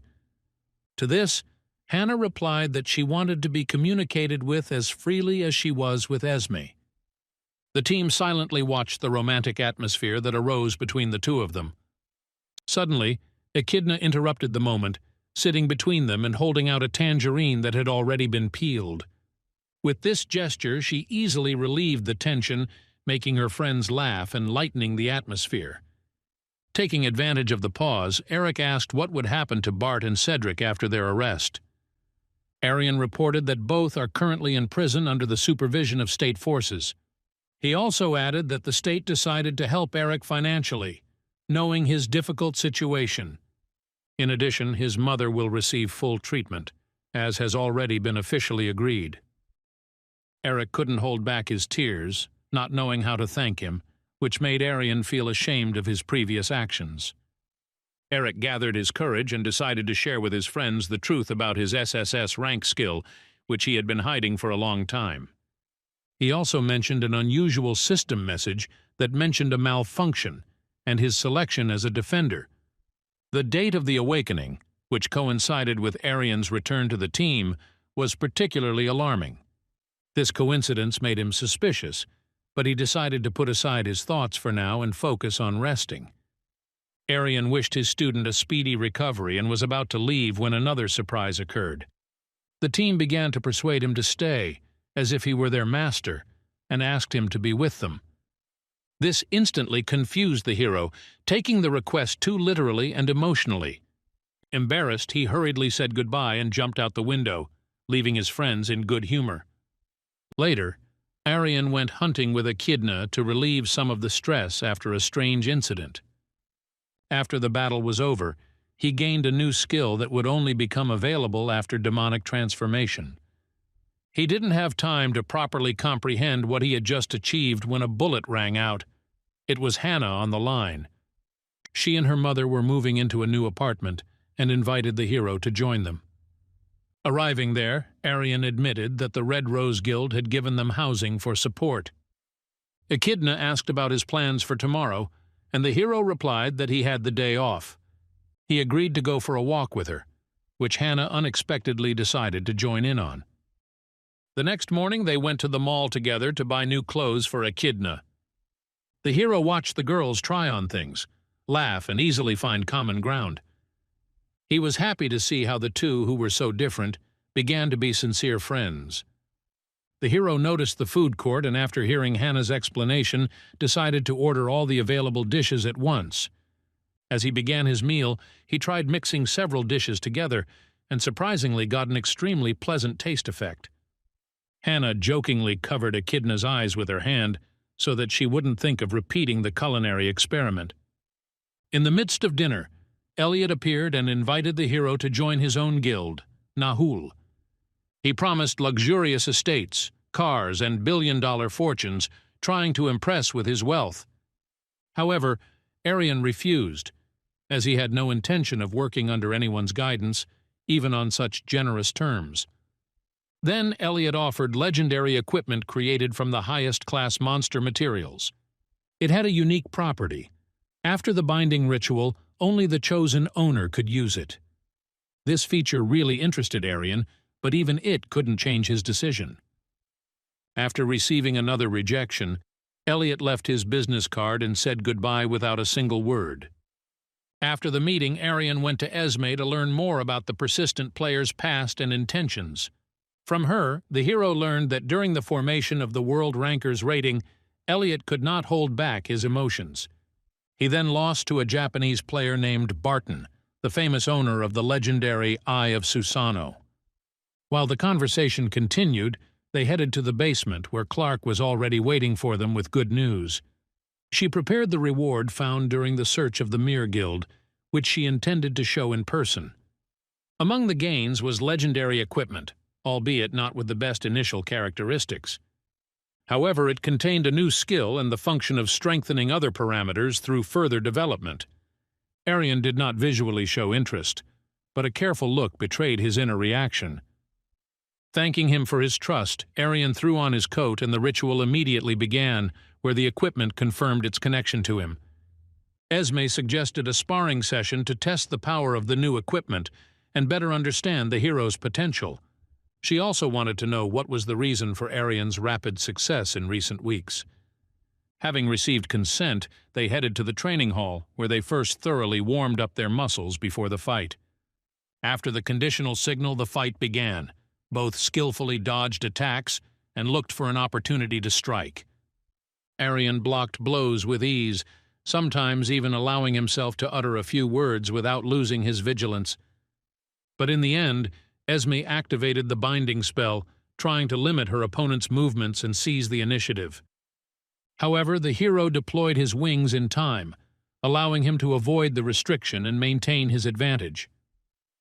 Aryan then used the power of the Kraken, creating additional threats that Esme skillfully avoided in battle. Then there was an explosion, followed by a powerful sound wave that temporarily lowered the opponent's alertness. Taking advantage of the momentary advantage, Aryan unleashed the power of 1,000, combined with the destructive energy of the void. Noticing the threat, Esme decided not to take any risks and focused solely on defensive actions. The hero deliberately aimed his final blow past her, destroying the wall behind him, thereby hitting his opponent. The force and precision of the action made Esme recognize Aryan's superiority, even if it wasn't said out loud. The hero extended his hand, after which they exchanged words, but suddenly Clark's indignant reaction was heard.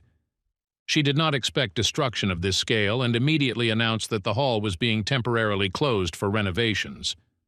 Aryan wondered how he could cover the costs, because the amount for the restoration was truly enormous.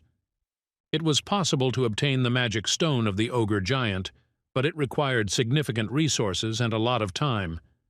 Instead, he proposed another idea: hunting Elquero, a boss monster from the depths of the lake. This opponent was considered extremely difficult, as close combat underwater was practically impossible, and because of the magic-resistant skin, it was difficult to inflict damage with ranged attacks. But Aryan wanted to win not only for the money, but also to overcome the player-level limit. Because everyone who develops faces the limits of possibilities and loses the chance for further growth. The best solution is to challenge a boss monster, which helps you push the boundaries of your own abilities. Esme was also going through something similar, so she agreed to join the dangerous ordeal. There were still few of them left, so Clark decided to join, partly out of guilt. Akidna was added to the team, but another melee fighter was missing. Clark took care of that. Time passed, and at the gate to the S-Rank zone, Aryan warmed up, destroying one of the simpler monsters. Later, a team appeared, where the hero met Ronnie, the commander of the 2nd Warren Corps. During a brief conversation, Aryan approved his participation, giving a silent approval and a gesture of support. But while he was talking to Clark, Ronnie flared up with jealousy that didn't go unnoticed by outsiders. He immediately inquired about the relationship between Aryan and the girl, but did not receive a clear answer. Without focusing on the personal, the team returned to a plan of attack where the stone giants were at the heart. Everyone began to fasten chains with anchors along the beach, preparing a trap for the otherworldly creature from the depths. Aryan dove into the water and used the power of sound to attract Elquero's attention from the very bottom. The monster was emerging from the depths, so the team gathered and prepared for the moment when the creature broke through the surface.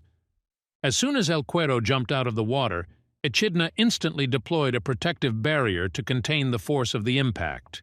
Aryan picked up Clark and Ronnie, after which they together threw the chains directly onto the body of the giant monster. The metal quickly wrapped around the opponent, wrapping around his torso and firmly anchoring itself thanks to magical hooks. Seeing the monster trying to dive into the depths again, Aryan jumped into the water. With a blow, he sent the monster flying, disrupting its planned escape into the watery abyss and confusing its course. Without wasting time, the hero jumped straight into the creature's mouth, finding himself inside its slippery belly. Inside his body, he protected himself with an Akidna barrier that kept out harmful substances and pressure from all sides. Meanwhile, Clark and Ronnie sensed electricity on the surface and backed away to avoid electrocution.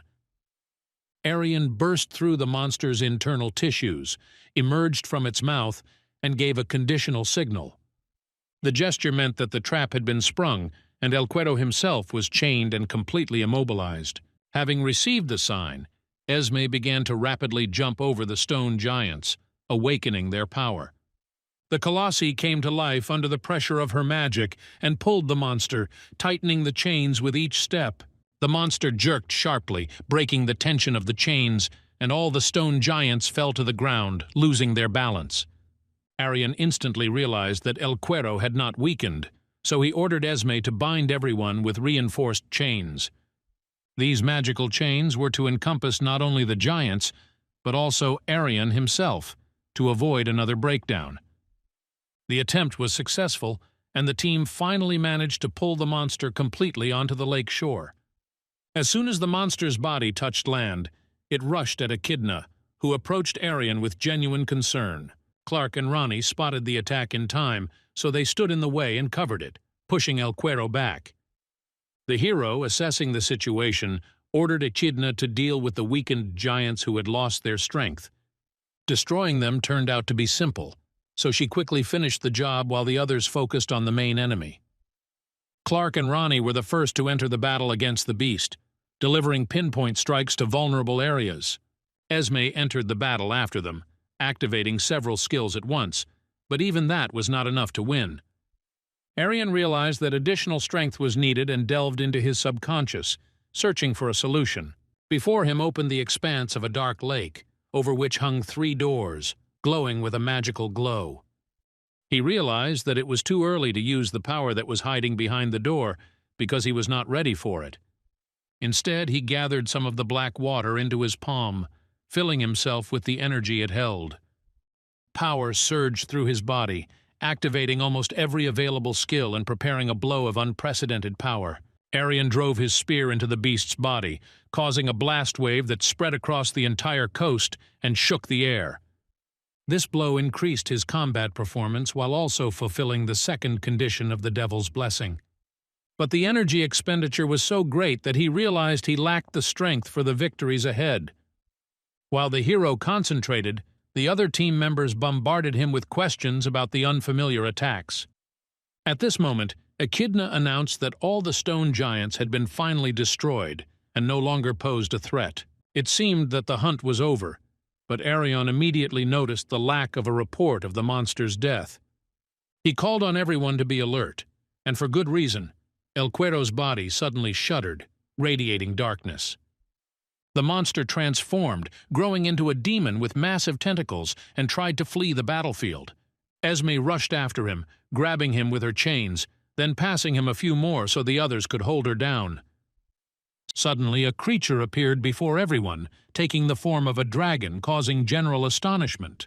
It was Akidna in her true form, which Aryan immediately recognized and explained to the team who she really was. In her dragon form, she destroyed the transformed Elquero completely with one powerful blow. This act earned Aryan a huge amount of points, significantly increasing his status and combat rating. When the battle was over, everyone went together to the remains of the monster to check its source of power. Moving along the body, they came across a hole from which dark energy, surrounded by tentacles, was coming out. Inside lay a magical stone that became the source of Elquero's transformation and unusual power. Aryan felt a powerful dark radiation emanating from the stone and quickly realized that it was of artificial origin.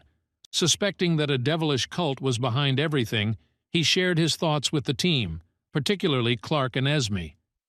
The two expressed a desire to explore the crystal more deeply, while Aryan secretly began preparing for the absorption. Using lightning energy, he quietly activated it and directed it at the monster's body, distracting it. As the team watched the monster's body shudder, Aryan quickly absorbed the crystal. And then he lied, saying that the stone had simply disappeared, and added that such artifacts disappear from human touch. By doing so, he diverted suspicion, forcing everyone to believe his explanation, which left no room for doubt. The system immediately informed him of the increase in dark energy, by 3 points at the expense of the demon. This increase was significantly greater than after hunting 100 orcs, when the rate remained stable. Later, at Warren headquarters, Clark gave Aryan and Esme 5 billion each from the trophy sales. These funds were obtained from the sale of monster bodies and magic crystals collected during the last battle. Clark also mentioned that Elquero's tail spines could be used to make a unique and extraordinary sword.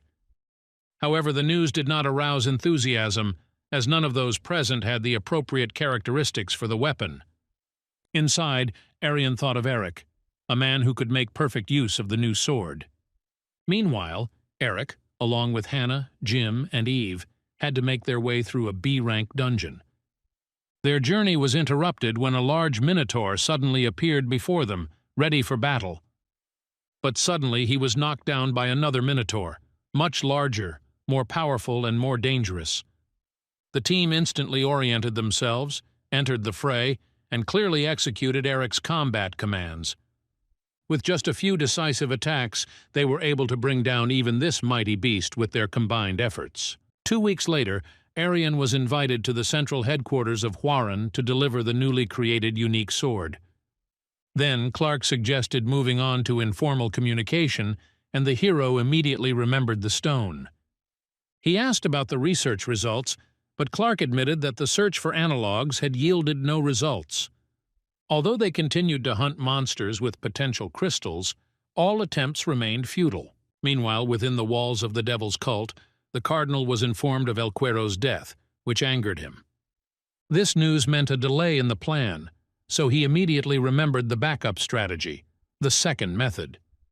Some of the cult members dared to warn that it was too risky and would provoke a reaction from the world rankers.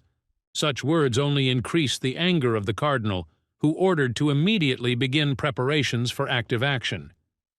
He ordered a group of shadows to be assembled, who were to track down Aryan, capture him alive, and deliver him as a hostage. At this time, Aryan himself headed towards the B-rank gate, from where his team of disciples was already emerging. He greeted Eric, took out his sword and handed it to him, but the boy began to hesitate and refuse. Despite his hesitation, Eric had to accept the gift, and in return he gave a special artifact. It was a stone filled with dark energy that greatly interested and comforted Aryan himself.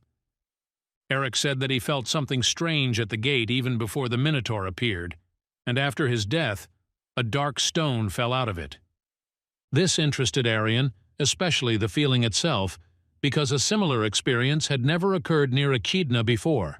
He suggested that the reaction was caused by dark energy, but its nature had to be special, related to the fault. After analyzing the situation, the hero came to the conclusion that Eric is able to sense entities that are connected to the cracks in the world. The boy also reacts to monsters damaged by the same energy, so Aryan decided to take him on his next expedition. After a brief hesitation, he assured Hana that the three of them could safely handle the hunt without Eric. The girl insisted that they all go together, but Aryan explained that the goal was beyond the A-rank gate. There, he won't be able to fight and defend the team at the same time, so a large group will only create an additional threat. It was at this moment, as they approached the car, that they noticed movement and recognized members of a devilish cult. Without hesitation, Aryan spread his wings, flew into the air, and called for Hana to flee, taking her with him. However, she did not listen, strengthened the hero's stats, and prepared to support him in battle until the very end. Aryan entered the fray, first dodging the chains, then knocking down his opponents with a shockwave.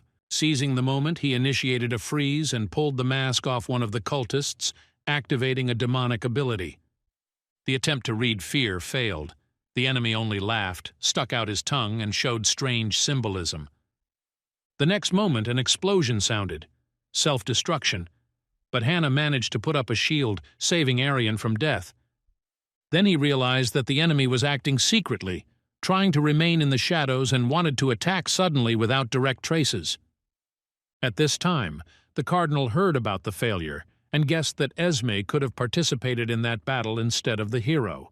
After a short pause, he was informed that 30% of the Dark Rift fragments had already been collected.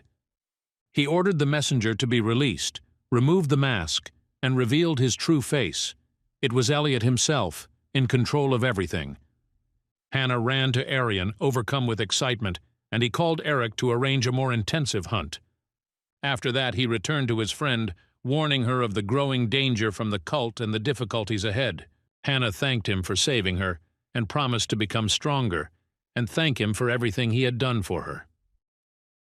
10 days passed, and Aryan and Eric completed the hunt, having obtained several more demon crystals. The hero offered to give the boy a ride home, but he politely declined, so Aryan went into town alone.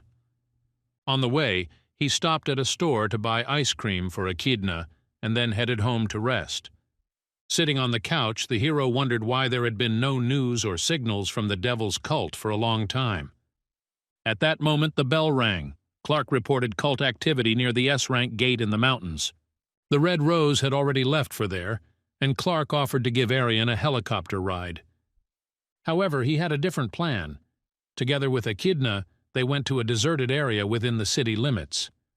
There, the dragoness transformed into her true form and soared into the sky with the hero on her back. Aryan activated the invisibility projection so no one could notice their flight through the city outskirts. They landed on a deserted plateau near the gate, surrounded by mountains and an old forest. As Akidna began to transform back, she accidentally touched someone invisible nearby. Aryan instantly prepared for battle, without hesitating for even a moment, but his opponent emerged from cover. A dark crystal peeked out of the man's pocket, and it became clear that before them was Gilbert of Onuri himself. He tried to explain something, saying that he was following a shadow and came across this place by chance during the chase. But Aryan didn't let him finish. He cut each sentence short, trying to maintain control of the situation. The hero decided not to ignore the situation and allowed Gilbert to speak before making a final conclusion. However, the man decided to resort to force, trying to prove his point with blows and provocation. Aryan effortlessly pushed him away with a single blow, not wanting to waste his strength on an unnecessary fight. Gilbert rushed forward again, suspecting the hero of deception or secret conspiracies with enemies. However, Aryan only calmly reached out his hand, stopping him, and then pulled out all the crystals and money from his pockets. After that, he offered me coffee, sat down opposite him, and expressed a desire to hear his opponent's true goal. Gilbert explained that the world considers bandits redundant, limiting their role to support in battles. That's why they decided to independently uncover the truth about the cult in order to change attitudes towards the class. The hero didn't see the lie in the words, so he simply got up and moved on, without evaluating what he had heard.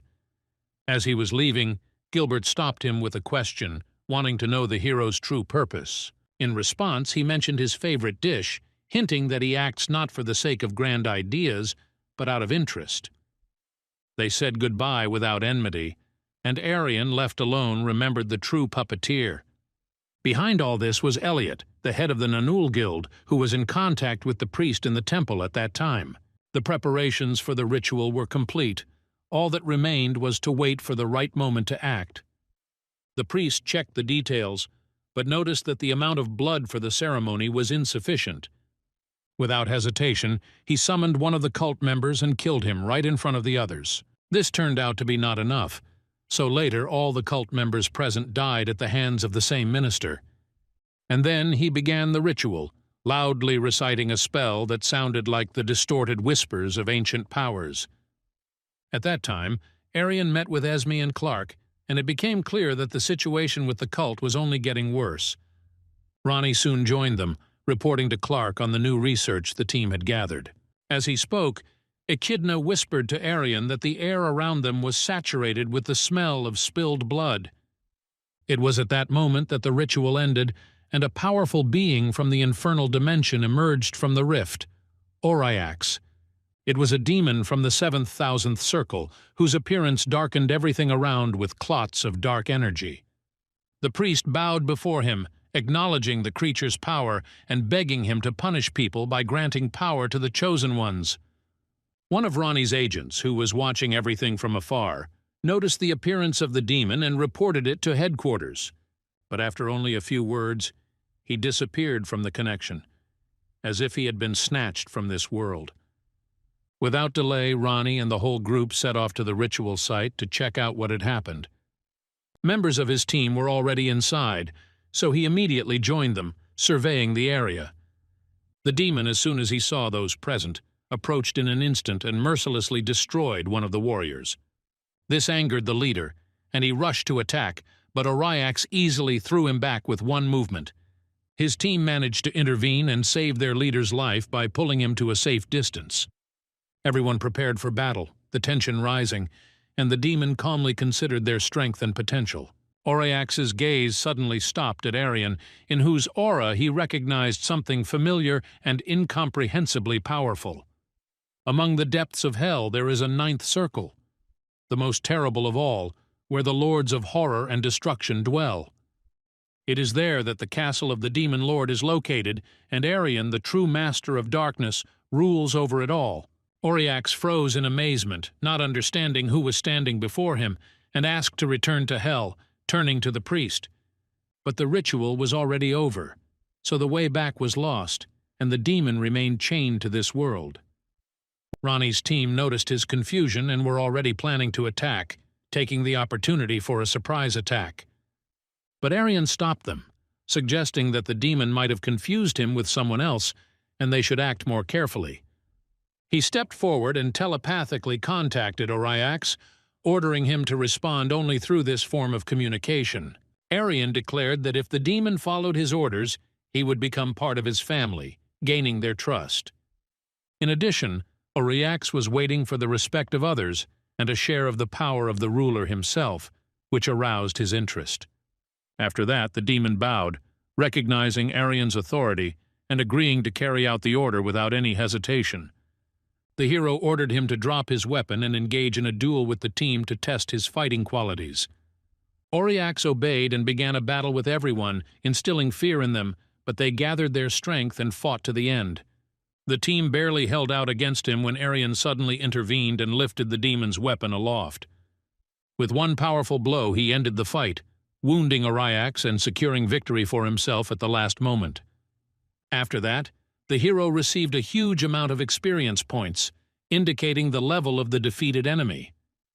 After the victory, the hero decided to absorb the demon, emphasizing that they disappear after death. An enraged Ronnie grabbed the priest who had led the victims, intending to interrogate him immediately and harshly. But Aryan felt a sudden surge of dark energy and ordered everyone to stand back from the dangerous captive. The priest began his transformation, ascended into the sky, and all attempts to restrain him proved completely futile. After the enemy disappeared, the hero opened his status, where he saw that he was advancing to the rank of demonic god.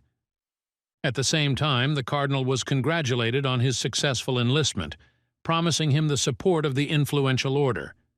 It soon became known that world-ranked Barton intended to contact the authorities directly. This extremely angered the cardinal, and he immediately ordered the activation of the so-called second method. He didn't care that the cult might be hated in the world. The main thing was to complete the ritual as quickly as possible. The first target was ISU Station, and within a few days a powerful fault appeared there, shocking people. Aryan had no information about the events, so he simply continued hunting with his apprentice Eric. While returning home, the hero received a call from Esme, and Eric received a message about a dangerous fault nearby. They immediately headed to the station, where Eric was rescuing a woman and child and protecting other residents from monsters. The hero previously explained that people infected with demons are already lost, so they should be destroyed without hesitation. So Eric accepted a personal quest where he had to defeat 2,000 monsters within the rift. Using the Cloud Dragon technique, he destroyed 100 opponents with one powerful move. Having reached the inner key, he was able to fully unleash the power of the sword, but this was still not enough. Unexpectedly, Jim, Hana, Eve, Clark, and a worried Esme, who was looking for Aryan, arrived to help. At that time, the hero was already diving deep into the rift, where he saw Elliot standing over the bodies of civilians.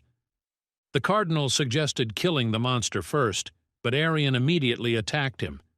Having said goodbye to Eric earlier, Aryan crouched on top of the pillar, where he concentrated and activated the Overseer's ability. While looking around, he noticed a masked Gilbert, who was quietly destroying monsters on his way forward. Gilbert's movements were purposeful, and he moved exactly where the tracker installed on Elliot led. Soon, Gilbert witnessed a terrifying spectacle. Elliot was extracting life energy from living people. The cardinal immediately noticed and grabbed him, and then, hearing the mention of Barton, became even more angry. After Gilbert said that Barton was stronger, Elliot mercilessly killed his former comrade. At that moment, Aryan appeared, and a fierce battle immediately broke out between him and the cardinal. The explosions and shock waves were so powerful that they were seen and heard far beyond the battlefield. Although Elliot used unfair tactics by throwing cars at the hero, he could not gain an advantage. Aryan didn't just withstand the blows, but on the contrary, he dominated the fight, forcing the enemy to retreat.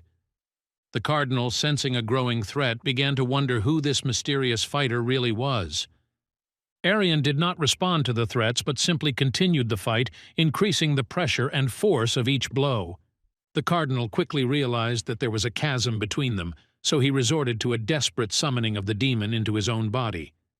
His body instantly changed. Massive wings, sharp claws, and a long, spine-like tail appeared.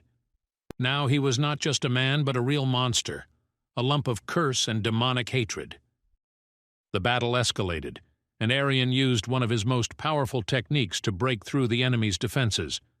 Without stopping, he unleashed another powerful attack, hoping to end the battle with one blow. In the midst of the battle, his dark energy suddenly spun out of control, as if someone had blocked it. Then it became clear that this was all part of Elliot's cunning plan, created in advance. Using a special blocking ability, the cardinal gradually depleted Aryan's strength. The demon grabbed Aryan and threw him against the wall, leaving a mark of dark, destructive energy on his body. He approached him again with the intention of destroying him, but suddenly Akidna appeared, seeking to protect him. That seal on its master's body completely blocked its power, preventing it from intervening in the battle. The demon instantly grabbed her, intending to kill her first while she was weak and defenseless. However, Aryan did not allow this to happen. He cut off his own hand, releasing the remnants of the dark power.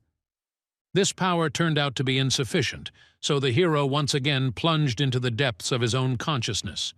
There he opened a forbidden door, allowing even more dark energy to escape. Even when the enemy hit him in the head, his body instantly recovered, defying all the laws of physics. A powerful stream of energy shot out and grabbed the demon, preventing it from escaping. Elliot began to beg the demon to save him, and the devil immediately descended into the depths of his subconscious. There he wanted to assess the situation, but upon noticing Aryan, he froze and screamed in horror at what he saw. He tried to explain that a hero is a being who defeated the 7 supreme demons and became the ruler. Elliot refused to believe it, but his body began to be completely consumed by a dark, uncontrolled force. Meanwhile, Aryan came to his senses, finding himself in the water, not remembering himself or the meaning of his existence. Looking down, he saw Elliot's body slowly being dragged into the depths of an unknown dark abyss. The hero did not understand why he should continue the fight and almost gave up, allowing himself to drown. But suddenly he heard a female voice softly calling his name and calling him to turn back. This voice awakened determination in him. He rushed towards the door that shone high above him. Opening them, he saw the faces of friends and acquaintances, who sighed with relief at seeing him. Realizing that opening the door was activating Manhwa's power, he understood the risk of such an act. After all, one careless movement can completely engulf him in chaos, destroying both mind and body. But the hero was still alive, because his goal was to protect Hana, Akidna, and everyone he loved. Hana quickly treated him, and then, without hesitation, picked Aryan up to carry him home. The hero refused, but noticing the girl's rounded forms, he reluctantly agreed to the offer. But at that moment Jim interrupted him, offering to take Aryan on himself and carry him instead of Hana. This caused a new wave of protest in the hero. The smell of the man's sweat was worse for him than defeat. After the incident at the station, the world learned about the cult, and a wave of hatred for them swept through society. So now there was no point in hiding for the cultists. Their secret had become everyone's property. For the next 3 days, Aryan slept peacefully, regaining his strength after the intense and exhausting battle. When he woke up, he felt care from Akidna and Hana, who had been by his side almost the entire time. But he unexpectedly discovered the presence of Esme, who seemed to be also very worried about his condition. To change the subject, she broke the news. The Nonal Guild had been officially disbanded due to the events. All the remnants of the cult were captured, but no one could be interrogated. Everyone turned into demons. The hero took the phone and began to flip through the news, where on the front page was Eric, hope and protector. So, wanting to strengthen himself, Aryan decided to meet him in the main hall of the Red Rose Guild. He asked the student to teach him a true martial art that changes the very essence of a fighter. Eric demonstrated the basics, ordering them to repeat the movements, but Aryan couldn't seem to get anything right. This angered the hero, and he was about to leave, but the disciple suggested concentrating through meditation. Aryan accepted the advice, and immediately after that, a demonic crystal materialized before him. Thus he fulfilled the third condition for becoming a demonic god without realizing it. The crystal had a different structure, so the hero decided to immediately test its strength in real combat.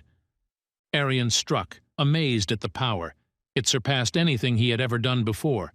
He realized that meditation is not necessarily sitting in silence, but a state of inner concentration. But suddenly Eric shouted, warning that doing so was dangerous due to the risk of energy distortion. He explained that distorted ki can seriously damage both the mind and body of the user. The hero decided not to take any risks and suggested finishing the training by postponing it to another day. Next time, Aryan wanted to go with Eric to the gate of the highest level, S-Rank. On his way back, he promised to help Eric later with choosing a car for ease of transportation. But on the way, they saw guards from the Chinese guild Chongko, who blocked their path. They said that the swordmaster wanted to see Eric, but the form of address was rather rude. This attitude alarmed Aryan, so he decided to step forward and intervene in the conversation himself. Tensions between the parties increased, and could have escalated to an open conflict or fight. At this moment, Eric came to the mentor's defense, showing loyalty and a desire to help. The fight could have become serious, but Aryan, after striking a few blows, changed the subject, inviting them to dinner. He took the group to a restaurant that served his favorite dish to lighten the mood a bit. But the guard had the imprudence to disparage the dish, calling it a hodgepodge, which angered the hero to the core. He made the offender pay for his rudeness. The guard returned to the guild covered in bruises and scratches.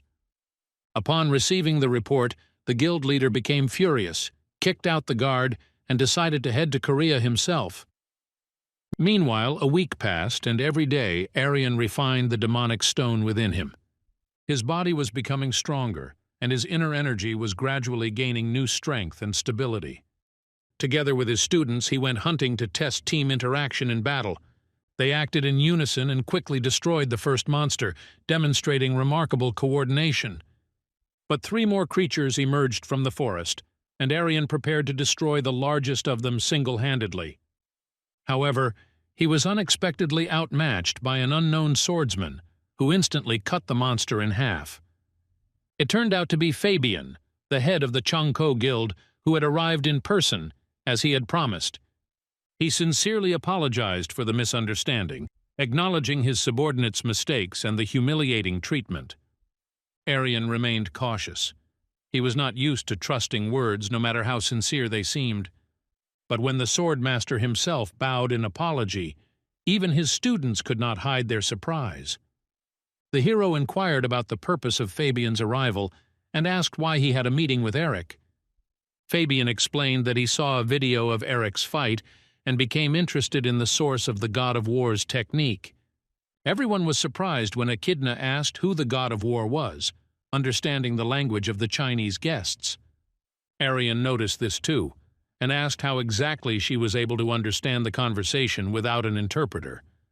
Akidna replied that thanks to magic she had mastered Chinese and then passed it on to others. After that, the conversation continued, but no one understood where the guest had learned about the technique. Then Fabian revealed a secret. Their lineage descended from the god of war, Han, from ancient times.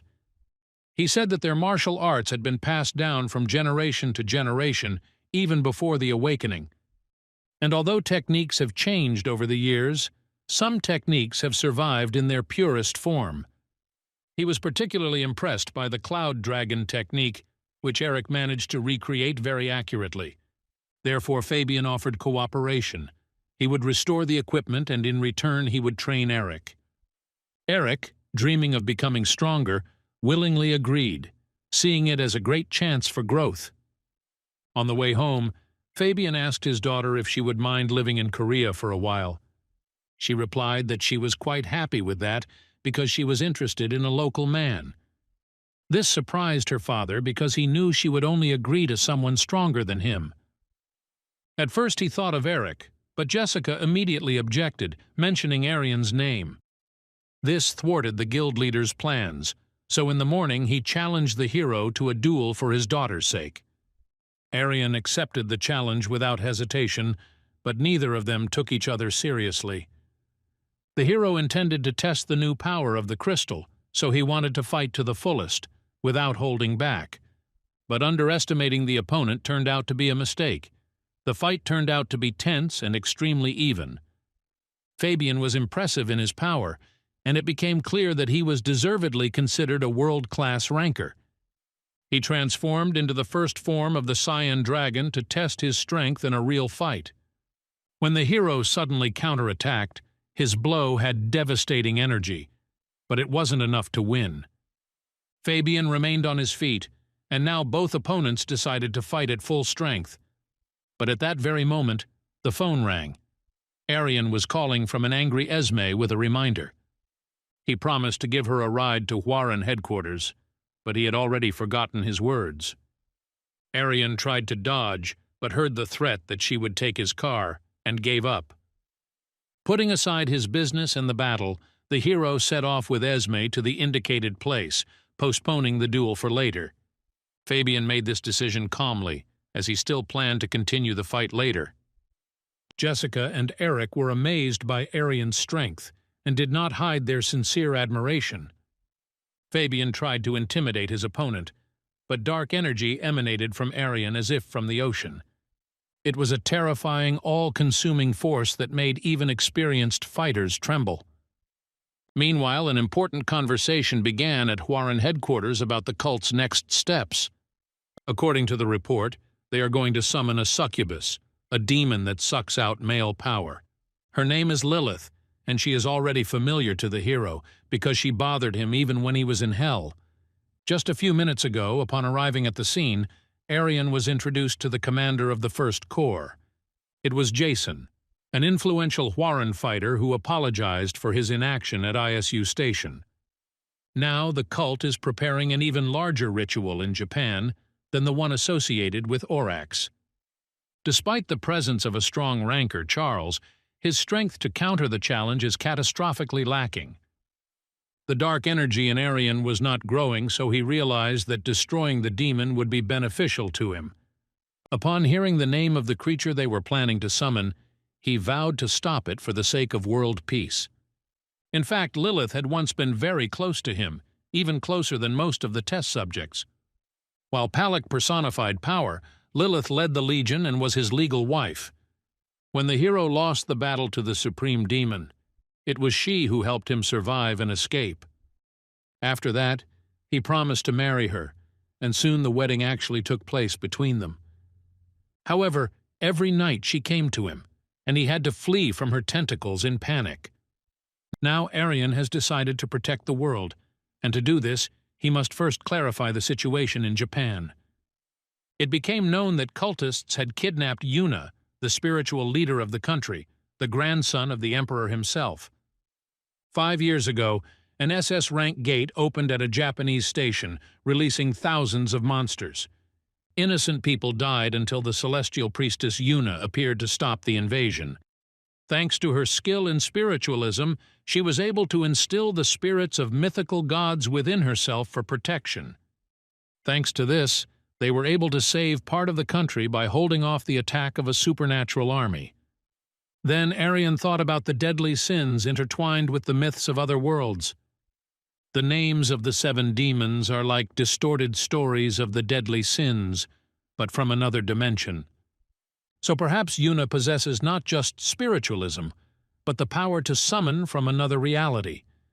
That's why the cult needs Lilith, with her ability to control minds and create illusions. Due to the secrecy of the operation, only 7 people were allowed to be involved, and 5 were already on site. Without delay, the hero organized a flight to Akidna, taking Ronnie and Hana with him. Ronnie was getting motion sickness on the way, and Hana was wondering if she really should be involved in this. But Aryan assured that her passive buff to allies gives her an extraordinary advantage in battle. Their conversation was interrupted by a loud scream. They arrived at a city where they could not cope with the monsters. There was no accurate information, so the team immediately headed to the Japanese military base without delay. The Prime Minister warmly welcomed Jason, thanking him for his support in such a difficult situation. In response, the Huaranu fighter briefly introduced the entire team, emphasizing their experience in Korea. There, they had to deal with a dangerous, devilish cult that left a mark on their memory. Akidna's magic has spread to all players, allowing them to understand foreign languages fluently. Charles emerged confidently from the crowd, his Susan eyes shining in the semi-darkness of the base against the silence. When the friendly greeting began, Aryan abruptly interrupted it, urging them to move on to discussing the plan. In response, Charles produced a detailed map of the area, showing possible enemy hiding spots. A little time passed, and already at the station the team entered into the first open battle with ugly monsters. Esme insisted that Aryan join the fight as well, and he struck, enhanced by Hana's magic. His attack was so strong that the enemy could not withstand it, and was blown to pieces with one blow. Esme made a remark to him, reminding him that he needed to stick to the previous battle plan. Aryan remembered how Charles had explained earlier that they planned to divide into several attack groups. This tactic was supposed to confuse the enemy, causing them to lose their orientation in space. In the midst of the battle, Charles had to sneak into the ritual site, trying to establish himself as the main hero. Suspecting something was wrong, Aryan activated a spotter to monitor his allies' actions from a distance. When no enemy was visible nearby, he suspected that cultists might be underground. Without hesitation, he delivered a powerful blow directly below him, piercing layer after layer of the stone surface. And it was there, in the dark depths beneath the station, that the true servants of the cult appeared, ready for the ritual. The hero swiftly charged forward and destroyed 2 enemies, clearing his way to the central hall of the cult. Hana and Esme wanted to follow, but Aryan firmly explained that he would continue on his own without any support. Akidna reminded him that he should not open the door under any circumstances, even in case of danger. After a brief farewell, Aryan moved on independently, leaving his allies in a safe place. He destroyed several guards who came across him and approached the entrance to the main hall of the cult. Inside, he was met by strange cultists, whose eyes glowed with a fanatical thirst to summon the succubus. They whispered excitedly about Lilith, as if it were the fulfillment of a cherished dream, which had enraged the hero. Unable to bear it, Aryan rushed at Cardinal Chichiyama, and with a strong blow threw him far back. The enraged hero did not stop. He began to methodically destroy one cultist after another without pity. The cardinal tried to escape, but the same fate befell him. Aryan's power was unstoppable. When the last enemy fell and silence reigned around, the hero activated skills to close the rift. However, at that very moment, the familiar dark tentacles of a succubus suddenly appeared from an opening in reality. It was Lilith, who instantly recognized her master and beloved husband from a past life. Now, full of the desire to return to him, she tried with all her might to break into this world. The hero refused to use Manhwa because he realized that the rift was formed by a clot of dark energy. Instead of fighting, he decided to absorb her and redirect her to the crystal, taming her power within. Dark energy began to change his nature, temporarily giving him the form of a demonic god from within. His appearance remained almost unchanged, but his strength was much greater than ever before. Aryan focused and used all the absorbed power to finally close the rift between the worlds. Successful completion of the ritual increased his level and granted him the new ability to create mythical equipment. Remembering the heavenly priestess, the hero decided to pull her out because she could become a useful ally for him. But suddenly an explosion shook the station. Charles appeared before him, furious at the violation of the agreements. Aryan wanted to turn back, but he thought about the reward for saving Yuna. As if reading these thoughts, Charles shouted, declaring the Korean players traitors to humanity. A few hours later, security forces arrived, and Aryan was thrown into chains without trial or investigation. The next morning, a hearing was to be held. He was accused of being a cult spy. The news of the arrest stunned the team. Hana, Esme, and the others were in complete despair. They almost rushed to rescue him, but Aryan stopped them, promising to return on his own. Once in the cell, he activated the doll skill, leaving an exact copy of his body in his place. He himself, having lost his material form, quietly slipped out the window to return to his true self. At the trial, Charles was confident of his victory, as he had previously bribed the judge and all the witnesses. His lawyer made serious allegations, portraying Aryan as a dangerous ally of the cult. This outraged Esme, who could not contain her emotions and desperately disagreed with those lying words. Aryan, having no defense, responded calmly, stating only that he had nothing to do with the cult. Charles began to rejoice, confident of his victory, until an unexpected witness appeared, the Prime Minister. There was silence in the hall until he fearfully told how Charles had blackmailed him a few days ago. He admitted that the hero is actually a victim, and the one who was respected as the savior is the one to blame for everything. Eyewitnesses did not hide their shock, and the minister described how his own family was under threat. He claimed that it was Aryan who saved Yuna, and he had evidence for this, including a crystal from Charles's house.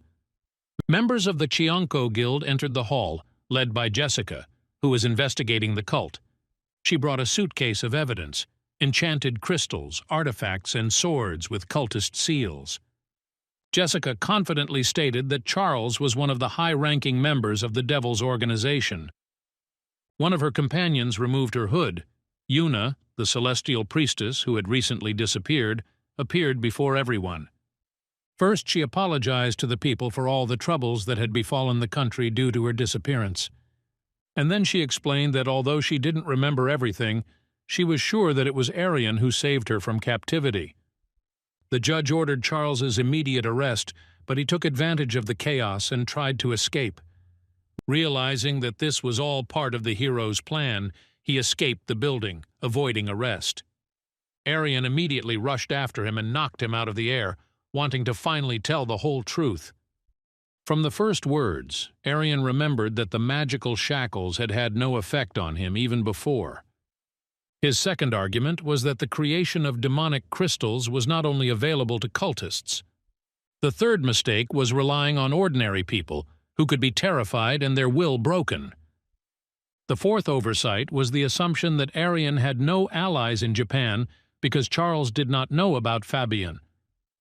And the fifth thing was that the enemy didn't even know who the hero really was, and now he had to pay for it. Hearing these words, Charles lost control and immediately attacked, hoping to decide everything with a blow. But Aryan was ready for the attack, accepted it and responded, which started a real fight between the two fighters. When Charles was on the verge of defeat, he activated the eye and summoned the god of lightning, Susanoo himself. This was his last chance, as he could only use the power of the deity for 1 short minute. Aryan didn't understand anything from the enemy's shouts, but he knew for sure that he couldn't waste his energy on translation now unnecessarily. However, quickly orienting himself, he activated 4 abilities and combined them into a single powerful blow.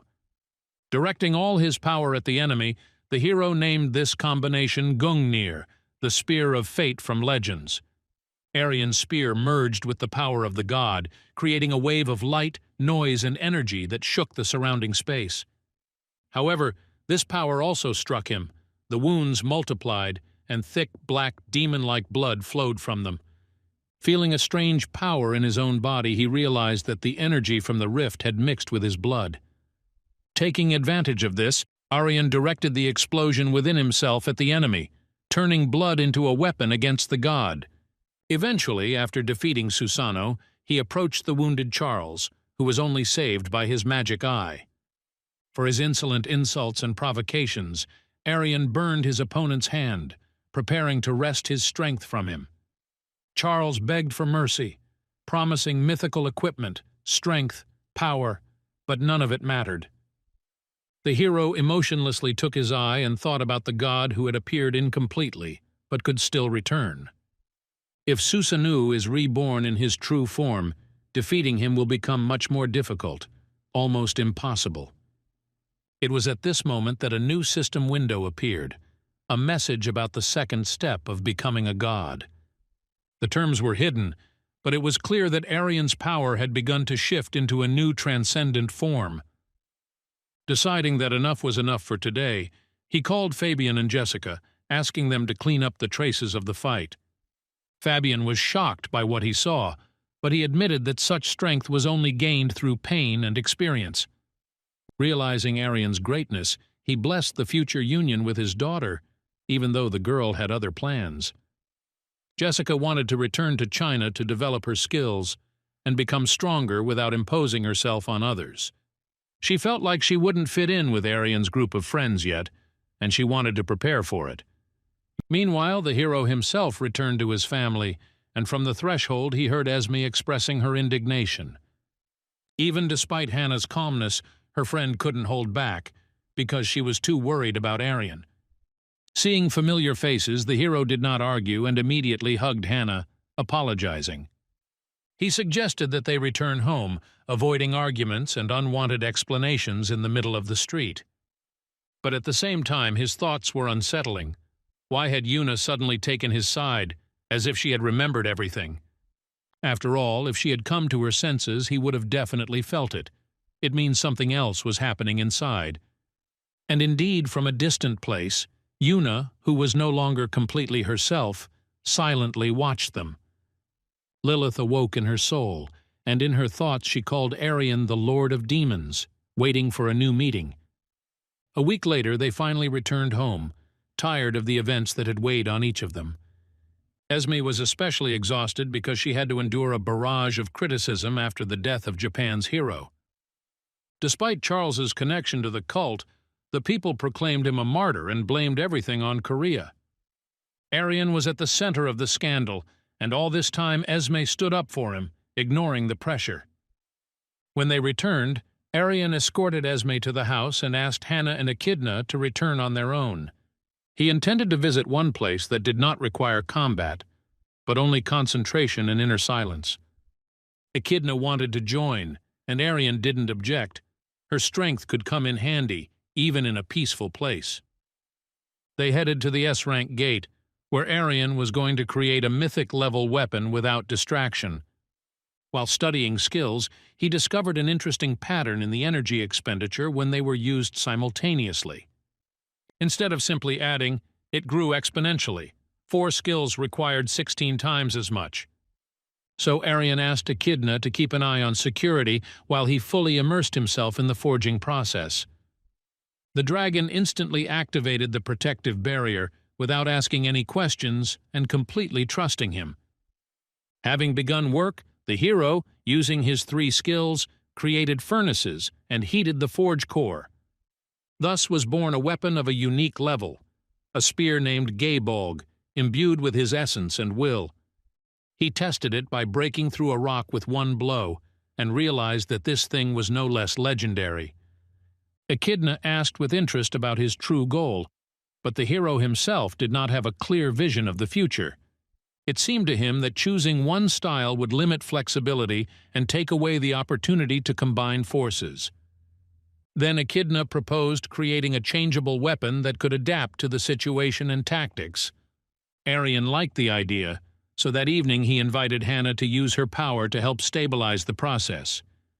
Using Suzanu's eye, he activated 4 abilities at once and began the decisive forge.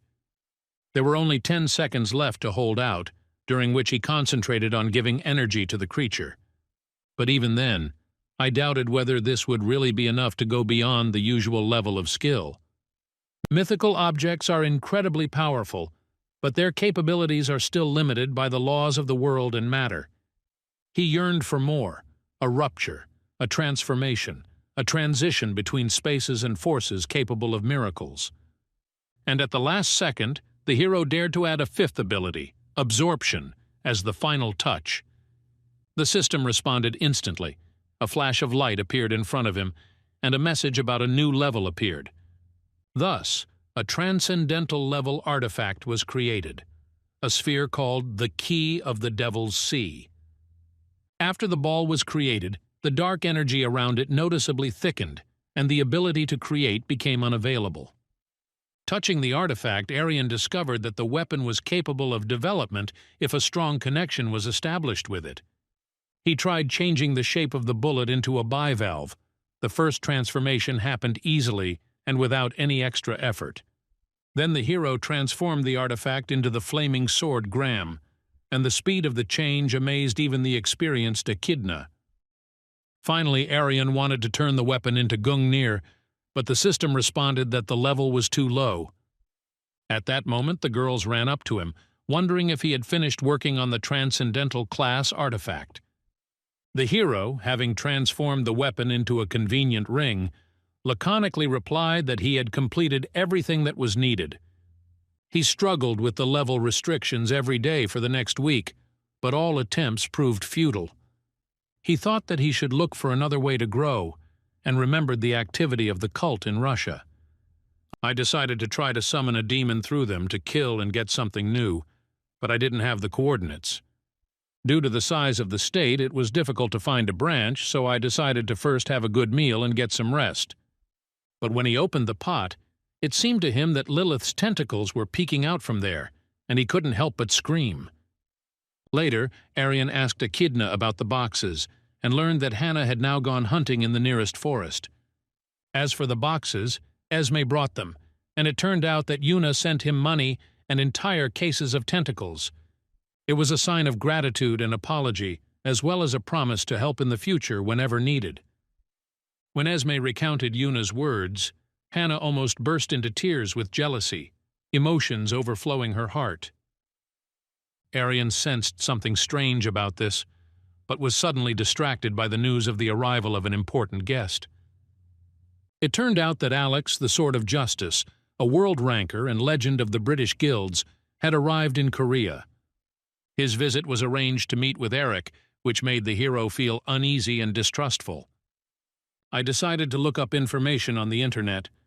Alex was the first Briton to always protect the weak. 2 months ago, after the ISU station incident, he publicly declared his fight against the cult on his own.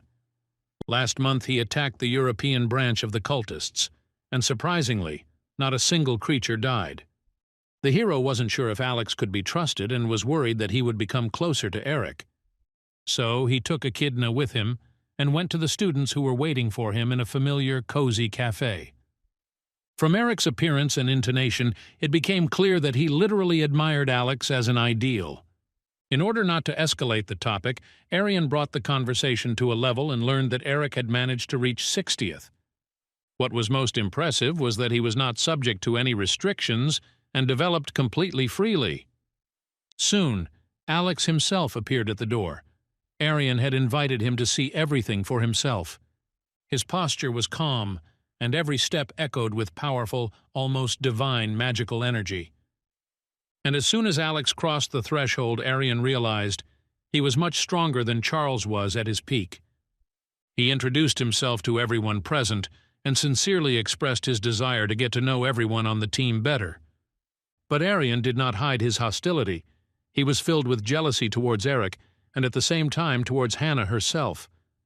Fury was burning inside him, so he asked the guest directly without reservation what exactly he was trying to achieve. A dialogue began between them, in which Alex talked about the defenders chosen by the system for a special mission.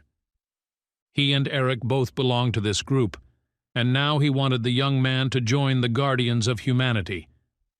The Guardians aimed to preserve the future of the world and sought those who could grow and protect without destruction. Alex remembered the video of Eric killing monsters, and even then he felt a deep pain and despair in his heart. He believed that by joining the Guards, the young man would become stronger and be able to protect all people without exception. The organization knew a method for gaining power without causing physical harm to anyone. And although Aryan supported the idea of strengthening Eric, something inside told him that there was a hidden threat here. So he activated the familiar's connection and told the student to think things over on his own and not rush into a decision. Alex agreed to wait, but as he left the meeting, he was shocked to receive a clear refusal. Aryan followed him, keeping his distance, when the guest suddenly stopped and shouted into the darkness. He felt someone's presence and asked who else was hiding nearby, besides his known pursuer. It turned out that one of the cultists that Alex had pursued and defeated earlier was nearby. He attacked unexpectedly, but a moment later, he was completely immobilized by the Sword of Justice. The confused enemy begged for death, but Alex said that every life is worthy of forgiveness and a chance. He called for repentance and the opportunity to start over because murder is not the only way. But the cultist threw a light grenade and, taking advantage of the blinding, quickly ran away. A random passerby found himself in his path, whom he rudely pushed into the wall with incredible force. The girl fell, covered in blood with no signs of life, and it became clear that there was no chance of her being saved. Alex rushed to her, tried to help, but it was no use. His body was already powerless. At that moment, Aryan emerged from the ambush and accused him of the death of an innocent victim through no fault of his own. The hero assured that it was his hands that now had blood because he had not stopped the enemy in time. But suddenly, the body in his arms began to slowly disappear, as if it had never existed. Alex calmly stated that no one actually died, and there are no victims in this situation.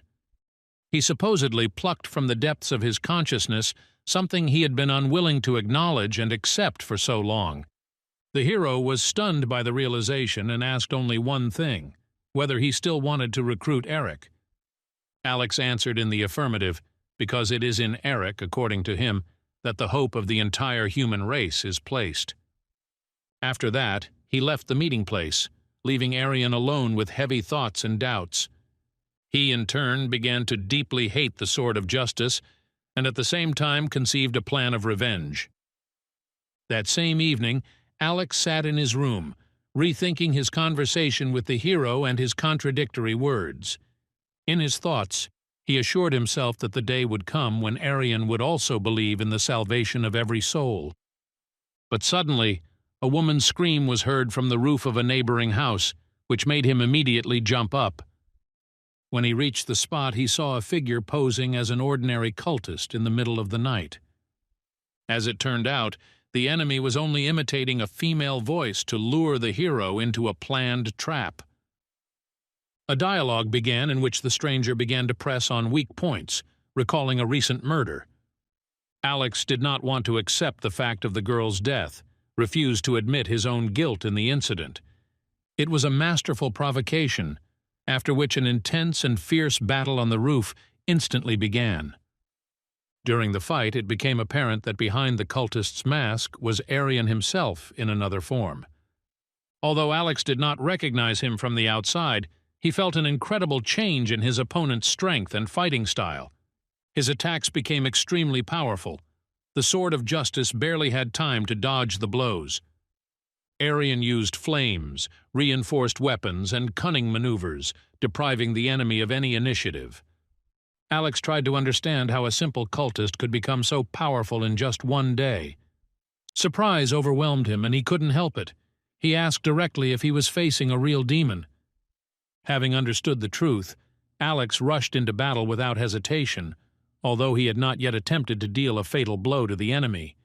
He sought only to stop the enemy, not by killing, but by taming the force and directing it in a different direction. But long before that, when the cultist had just fled the scene of the fight, Aryan immediately set out in pursuit. The cultist, noticing the pursuit, decided that the hero belonged to the ranks of the guards, so he instantly rushed to attack. However, Aryan effortlessly stopped him by applying an energy block and stripping him of his power. His goal was to gain as much information as possible, but his opponent refused to say anything useful. Then Aryan changed his approach and began to use the power of subjugation, trying to break the will of the enemy. However, he stubbornly resisted, so the hero did not hold back and began to beat, supplementing the interrogation with flames. Blow after blow flew through his body until several teeth were knocked out with blood and pain. Only then did the cultist break down and agree to tell what he knew about the Guardian organization. He said that the guards consist of fewer than 10 chosen ones who call themselves defenders of humanity. They are led by Cassie, a woman with a unique ability to find those whom the system recognizes as new defenders.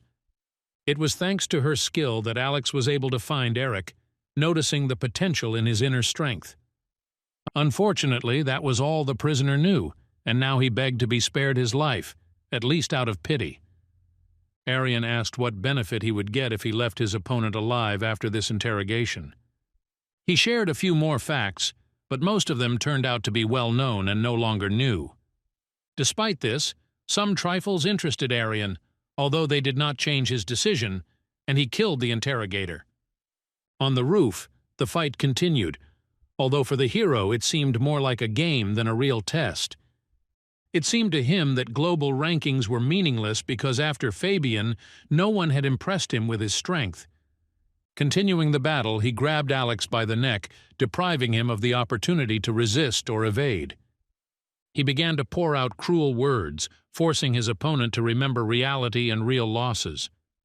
Aryan wanted to break his faith in the salvation of all by showing that death was not a theory, but an inevitability. In the midst of an emotional attack, Eric suddenly appeared, deciding to defend his idol and ally. He turned to the unknown enemy, wanting to know who was hiding under the mask and why he attacked. To avoid detection, Aryan changed his voice and introduced himself with a name that was meant to inspire fear: Satan. The hero stoked anger in Eric's heart, provoking him with threats of reprisals over the sword of justice. Even earlier, Aryan had called his student, ordering him to do anything to save Alex, not trusting himself. He repels the attack of cultists and understood that he would not be able to appear at the scene of the clash. Eric didn't hesitate for a second. He rushed into battle, rushing at the enemy who called himself Satan. But the first blow turned out to be a failure. He flew into the wall before he even had time to understand how. Failure didn't stop him. He tried again, but the result was the same, even more painful. The opponent taunted, throwing insulting words, trying to shake the boy's confidence. However, Eric, despite the pain and the disparity of strength, got up again and continued to attack with all his might. Aryan, in the guise of a cultist, appreciated the zeal, noting that there was something genuine in the young man's attacks. The scratch on his cheek proved that this guy was stronger than Alex, because he wanted to kill. But this was part of the hero's plan, a test that was supposed to make the student truly strong. Aryan deliberately gave him a chance to strike, then threw him back with a force that shattered the wall. At the same time, he explained that without true power, Eric would not be able to survive in the real world. He saw how the young man was holding back his emotions, and he sought to push out the pent-up anger and despair from him. Squeezing Alex's neck, Aryan increased the pressure, forcing Eric to stare at his idol's doom. At the same time, he continued to emphasize the student's techniques and strength, encouraging anger and action.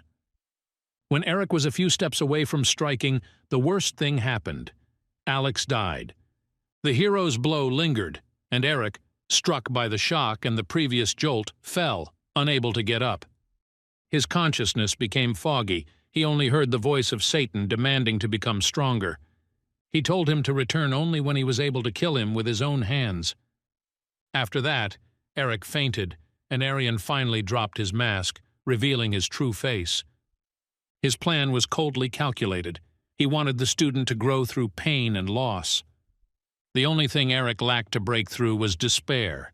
It was with it that the hero filled the gap. But at that very moment, the system sent a notification about the defender's death and the lifting of restrictions. Aryan's level has risen rapidly. He has now crossed another boundary in his own development. His eyes widened. It was an unexpected result, and he immediately understood the truth. From now on, to advance further, he will have to kill other level defenders. His gaze fell on Eric's powerless silhouette. Now he too had become a possible key to growth. But after reflection, the hero abandoned the plan to kill Eric, deciding to preserve the strength of the defenders for the battle. He wanted to keep Alex alive, but his influence on the student was too destructive for further development. So Aryan decided to switch his focus to a new skill that had recently opened up in his combat system. The name of the ability was Soul Reaper, which allowed the player to completely absorb demonic souls to strengthen the class. Previously, he had only absorbed fragments of souls, but now he had access to the full absorption of essence. This skill is closely related to the power of devouring, which destroys the energy and life within a creature. Aryan realized that this could affect other forces as well, including those that awaken the demon within him. Among the demon god's unknown conditions there were two, and both were related to the newly acquired ability. Something similar had happened before with the sixth skill, a demonic creation that merged with it. To clear things up, Aryan decided to hunt demons, while also involving Esme in the case. First, he wanted to test the power of the Soul Reaper by using Manhwa's weakened seal. Now he could look deeper into his own consciousness and explore his demonic rebirth. Using Eric's technique, he concentrated dark energy, reaching a new stage of accounting.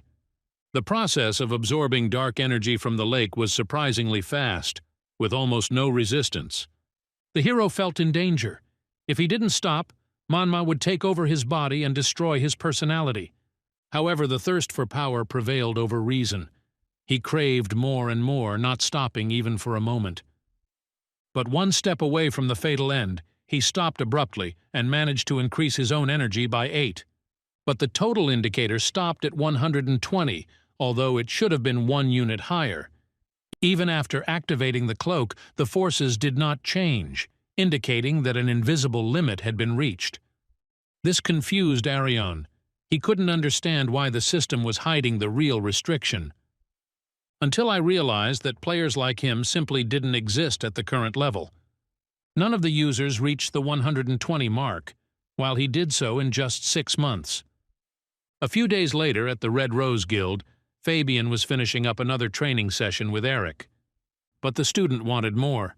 His stern gaze even made the mentor feel a slight fear. So they decided to go hunting for the SS-Rank gates to gain practical experience. Eric needed real battles, not exercises, so he even gave up communication. Aryan thought it over and admitted that this challenge would be a real catalyst for growth for the student. He went up to Eric, hugged him, and barely holding back tears, blamed himself for Alex's death. But the disciple insisted that it was his fault because he didn't have enough strength to save the idol. In response, Aryan promised to grow together to destroy evil and never lose anyone again. After that, they headed for the gate, and the hero himself remained to wait for news from Esme. Everything was going smoothly until Esme called and ordered the news to be turned on immediately. There were reports of a large-scale attack by demons and cultists who opened interdimensional portals. Hearing this, Aryan smiled. His eyes lit up with excitement and anticipation of a great battle. The hero instantly arrived at the Red Rose Guild to personally learn about the current situation. Esme reported that cultists in one of the Russian cities summoned hundreds of demons and monsters. The number of civilian casualties was small, but the monsters still remained unpredictable. No one knew in which direction they would move, or how quickly they would be able to change their line of attack. China called for an alliance, so an international meeting of guilds was planned soon. Esme was going there, and Aryan agreed to join her, along with Akidna and Hana. Eric continued training while Aryan left the others, considering the situation too dangerous. He was convinced that if necessary, he could independently cope with any obstacles. Upon arrival at the hall, they were met by Jessica, with whom Aryan decided to establish normal contact. The girl said that she is currently training independently and simultaneously performing some of her parental duties. Since Fabian was absent, the meeting was conducted by her uncle Joseph, known as the Demon Blade. Although his name is not as famous as Fabian's, he nevertheless held the position of deputy chairman of Chongko. He was distrustful of Korea and did not seek close cooperation with Eastern guilds. As they approached the premises, Aryan spotted Cheryl from Sanare and John from the Onuri Guild. Both said that the guard was not letting them inside, citing Joseph's own order. Jessica tried to defuse the situation by appealing to her father's authority, but to no avail. The guard was unwavering, clearly carrying out the instructions of higher management without any doubt. Then Aryan stepped forward, calmly asking what would happen if they did force their way in. The guard instantly tried to attack, but the next moment he found himself under the debris of the wall. Another man rushed at the hero, but in a moment he was also neutralized and lying nearby. Aryan called for the meeting to continue, but in response he heard only empty words and excuses. Then he decided to publicly voice the story of Joseph, a man who lived in his brother's shadow. His words hit the mark, hinting at envy of Fabian's fame and a desire to excel. Now that the real threat had emerged, Joseph feared that the triumph would go to the Korean guilds. He didn't want them to take away the victory, leaving him with only fragments of recognition and someone else's success. This was Joseph's chance to gain fame, but the fear of giving it to others outweighed common sense. His anger grew with each remark, but Aryan did not stop, calling for a direct duel. Joseph jumped up and rushed to attack, but Aryan immobilized him with a single push without getting up. After that, the hero handed over command of the Korean guilds to Esme, who looked unsure. She believed that she lacked leadership qualities and was very nervous about such a responsible task. Aryan briefly explained that he would not be able to lead alone because he had other plans that he could not voice right now. In reality, he planned to use the situation to absorb demon souls and increase his power. Meanwhile, the first monsters appeared on the horizon, and the situation immediately took on a threatening appearance. Esme tried to outline a plan of action, but her words were lost. The participants in the battle did not understand her at all. In order not to waste time, she handed over command to Jason, who knew the team better. After that, she encouraged the allies, urging them to perceive the battle as a hunt for growth. These words inspired everyone and helped to rally them, so she boldly rushed first into the attack. Thanks to one of the monsters, Anton, the apostle of evil and leader of the cult, was able to observe the events. He coordinated his actions, monitoring the situation in real time through the monster's eyes. His plan was going perfectly, and at that moment, the demon of the 5,000th circle of hell, Utter, appeared nearby. Utter was unhappy with his role as an observer. He wanted to go out and kill a few people, but Anton insisted on waiting because he intended to meet Aryan in person. He was curious to see the one who ruined their plans in Japan by not stopping the cult, but he also had no desire to save Yuna. Watching him through one of the cardinals, Anton saw something familiar in the hero. He realized that Aryan was not seeking justice or goodness, only power, just like Anton himself. It was this similarity that prompted him to the risky idea of recruiting the hero into the ranks of the cult. But for this to succeed, it was necessary to restrain the demons, who were already losing patience with waiting. Utter took these words as a humiliation and swung angrily, trying to attack Anton. But his hand suddenly stopped. The next moment he was lying on the ground, gripped by shock. He began to threaten Anton, promising revenge, but the apostle did not hesitate and instantly killed him. After that, he turned to the rest of the demons, clearly ordering them to obey him without any objections. The team continued the fight, despite fatigue and the continuous appearance of new, increasingly aggressive monsters. Every step forward was accompanied by risk, and any mistake could cost someone their life. Clark constantly reminded Esme not to forget about the rear, where dangers often lurked. She destroyed the monster in time, which had almost reached the leader's back, ready to attack by surprise. Esme was annoyed that Aryan had disappeared, leaving the battlefield at the most critical moment. Anger welled up in her heart. He was the one who should have been here, protecting the others nearby. However, she did not know that Aryan was nearby, albeit disguised, secretly watching the team. It was important to him to make sure that the allies could cope in battle without him, and surprisingly, he was pleasantly surprised. All the guilds interacted surprisingly harmoniously and precisely. Some supported the allies, others went for a breakthrough, and some simply protected the weaker ones. Despite their different origins, they acted as a single mechanism, without losing focus. Aryan was still expecting the cultists themselves to appear, as he considered them the main threat. When he felt a powerful flash of dark energy, he immediately ordered Akidna to protect Hana. He didn't explain anything unnecessary, just emphasized that the girl's safety was an absolute priority.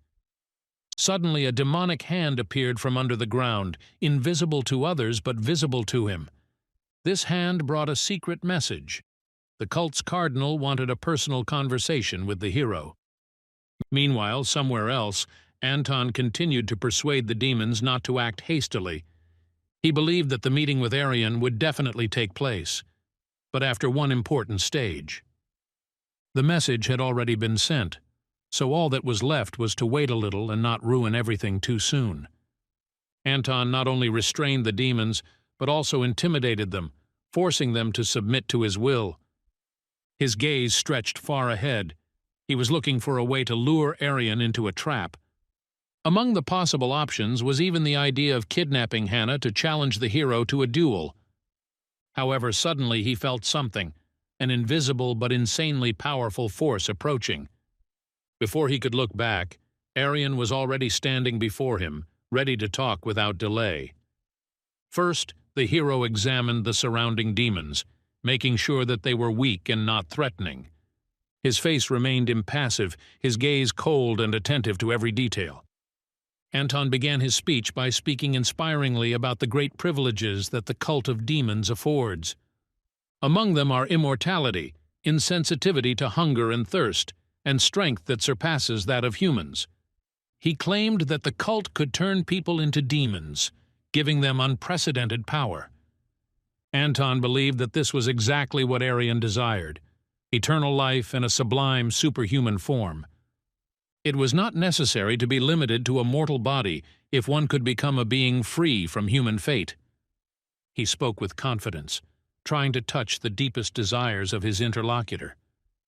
But Aryan only smiled, realizing how much Anton was mistaken in his judgments. He was amused by these efforts, how little the cult knew about the hero's true nature. But before they could answer, everyone felt the earth tremble and everything around them shook. Rifts erupted from the depths of the bowels, shattering the earth and devouring some of the demonic creatures. Stone spears cut through the surface as if searching for demons hiding among the shadows and dust. These changes were so strong that even the team felt the vibrations several kilometers away. Esme looked ahead anxiously, recognizing the spears, and her heart sank for Aryan. Anton thought that he was dealing with an ordinary player, capable of changing the landscape like in some old legends. He considered these metaphors because there were no people who could turn plains into majestic mountains. However, he felt something unusual, so he tried to learn the characteristics of his opponent, even out of the corner of his eye. But it didn't seem to matter. He had a book of nightmares, weapons beyond the levels. He ordered the demons to attack, causing the hero to become distracted and lose focus on the battle. The demons, without hesitation, rushed forward, following the command and trying to break the hero's rhythm. But with Aryan's first movements, it became clear that the usual techniques were completely powerless against him. He just snapped his fingers, and the demons burst into flames and sank into the cracks like dolls. Each gesture created new cracks in the ground, into which the monsters disappeared without even having time to scream. Some presented themselves as rulers of certain circles of hell, but were destroyed without any pity. Their loud names, speeches, and threats proved futile. Not even a shadow of them remained. Although there were many of them, the hero did not give up, instead preparing a new, even more powerful combination. He combined his 4 abilities, which together created a deadly force of perfect order. The sword plunged into the rock, releasing dark energy through her body, destroying everything that touched her. At that moment, Anton wondered if he was dealing with the same person about whom the legends were circulating. He remembered stories of one man's war with the supreme demons, which seemed like fiction. But with each action of the hero, there were fewer doubts. A demonic lord really stood before him. One who once consumed his servants for the sake of growing in power, knowing no regrets or hesitation in battle. Anton tried to complete a spell that might at least slightly even out their chances in the duel. But each time something got in the way. First he lost his arm, and secondly, he hurt his side. At first it seemed like it was just bad luck or coincidence, but Aryan's gaze changed everything forever. There was no anger in those eyes, only confidence, calm, and something too menacing to describe. Anton was gripped by a fear he had never known before, a fear that penetrated to the very core of his being. It seemed to him that this was all a dream or a nightmare, because he couldn't believe that such things were possible in reality. But the hero was already descending from the cliff at that moment, slowly but with inexorable force. One blow was enough to make the opponent crumple, fall, lose balance. Anton still had hope. He took the book and completed the final spell, wishing for the hero's death. But when he said what he wanted, nothing happened. Aryan didn't even flinch. He just stared in silence. The hero simply pointed out that you shouldn't throw around words that you don't have the strength to put into practice.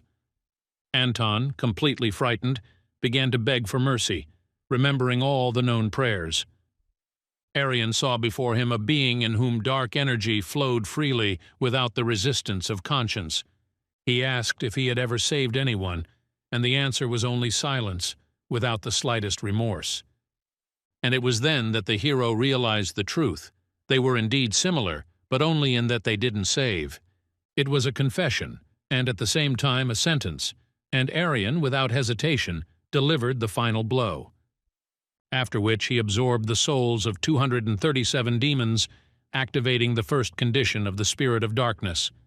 This allowed him to increase his own soul level, although his dark energy level remained unchanged. Looking into his own subconscious, he didn't notice any changes, but Manhwa's seal had noticeably weakened.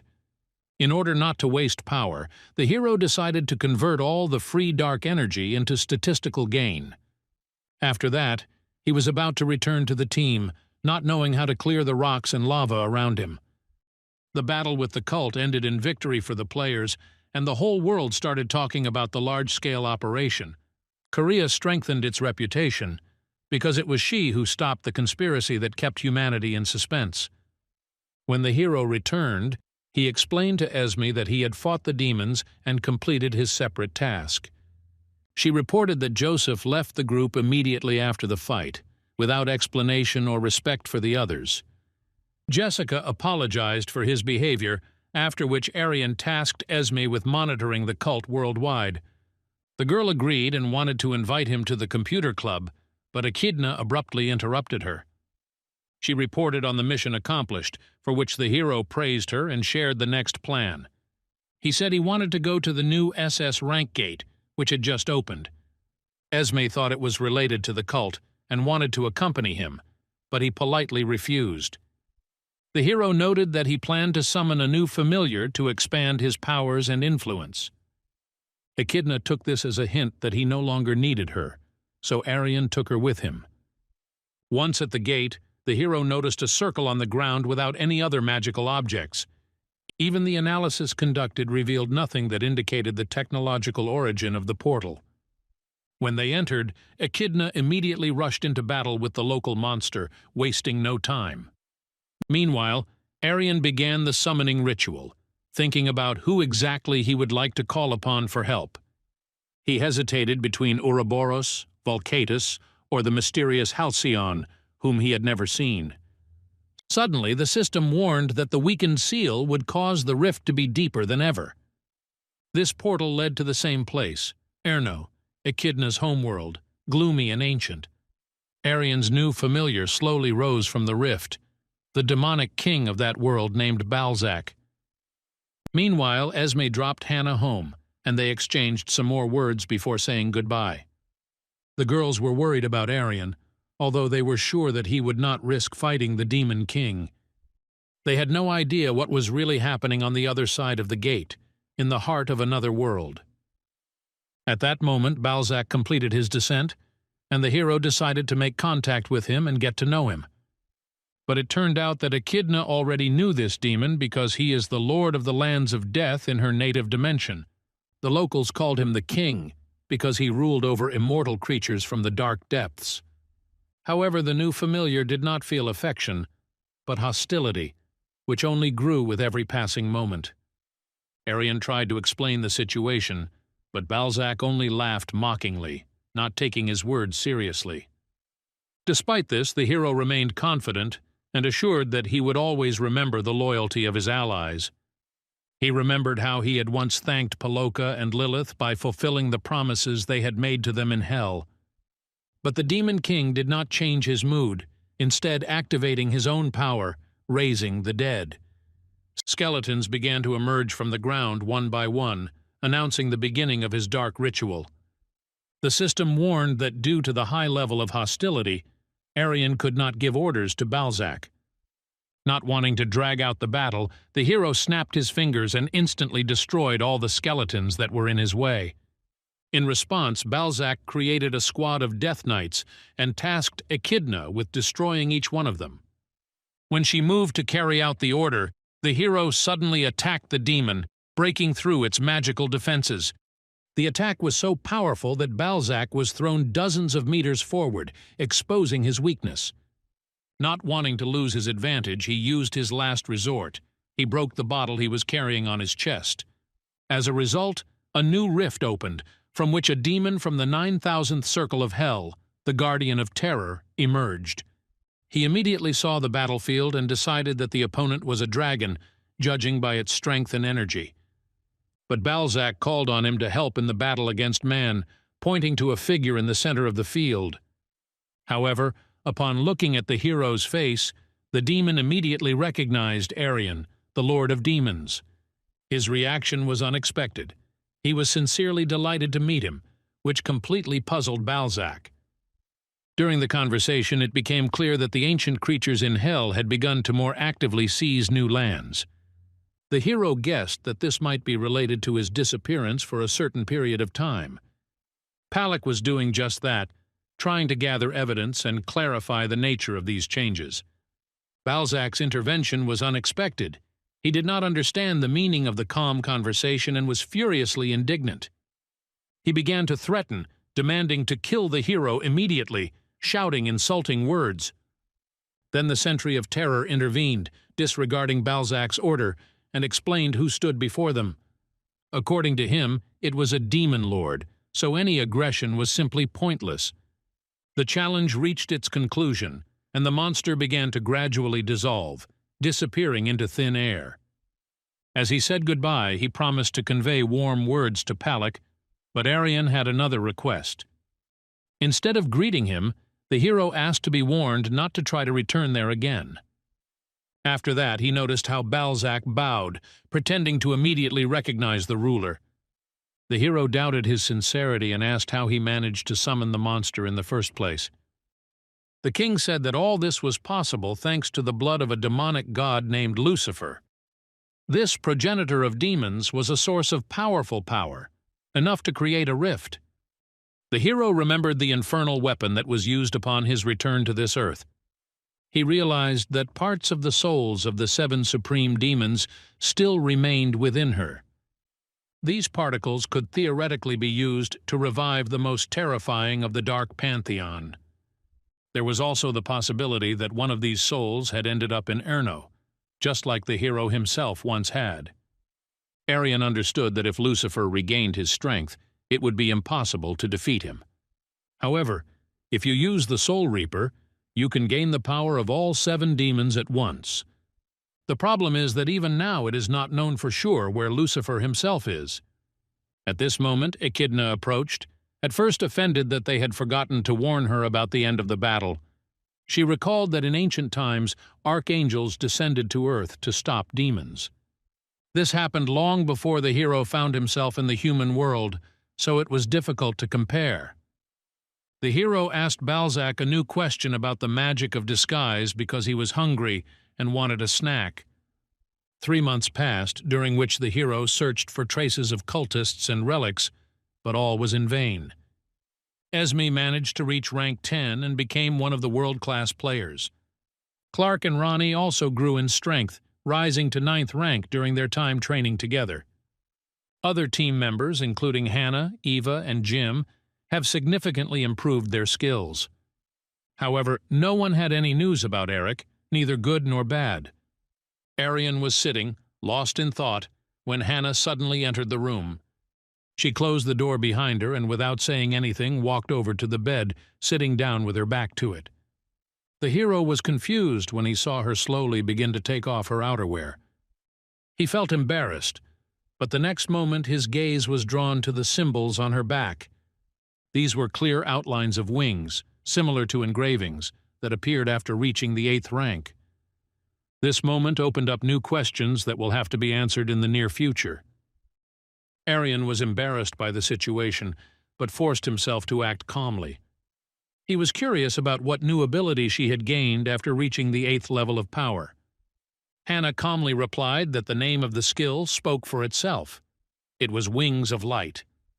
The name sounded majestic, but outwardly the girl looked almost the same as before. Not noticing any significant changes, the hero decided to check if it was just a passive skill.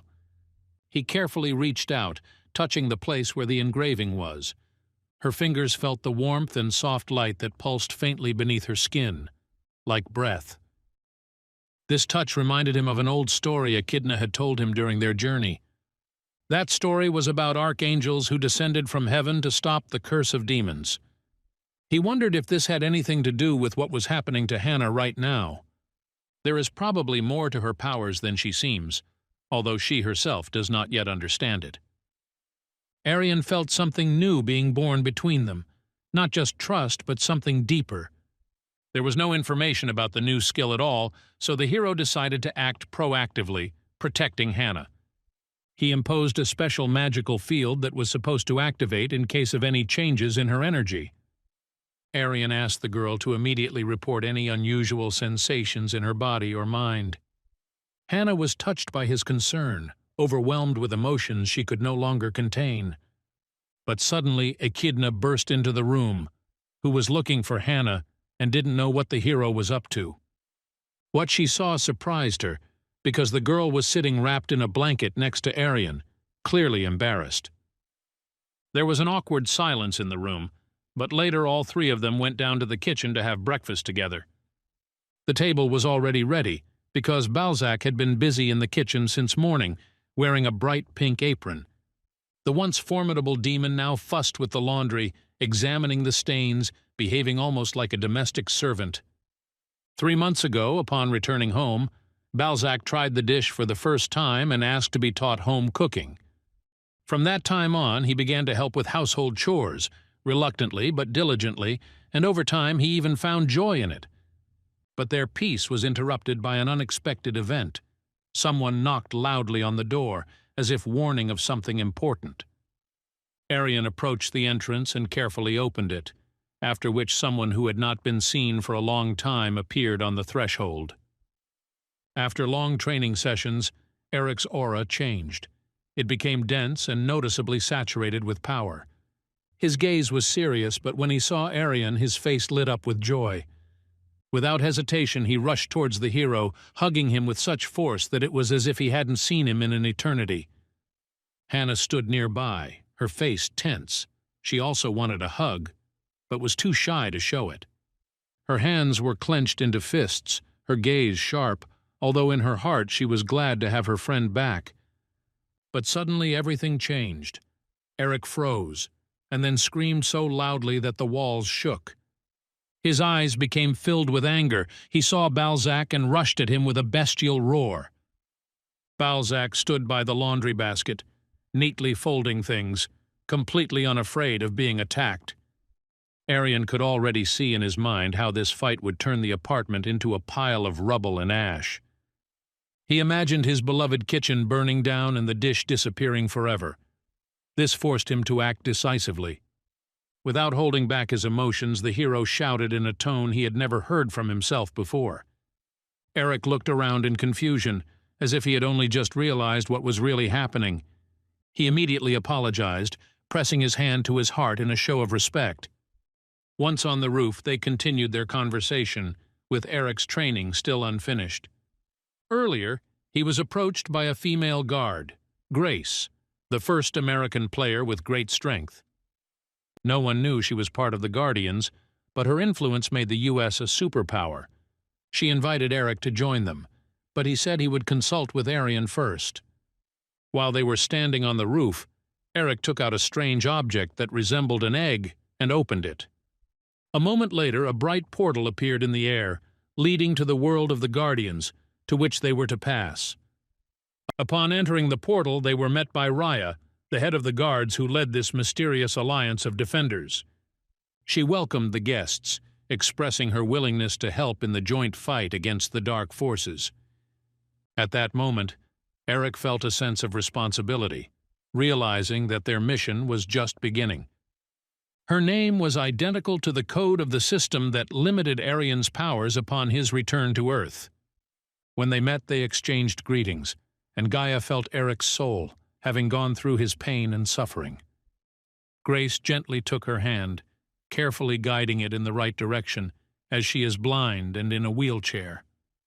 Aryan held his gaze at this moment, thinking that the system had a direct connection to its limitations.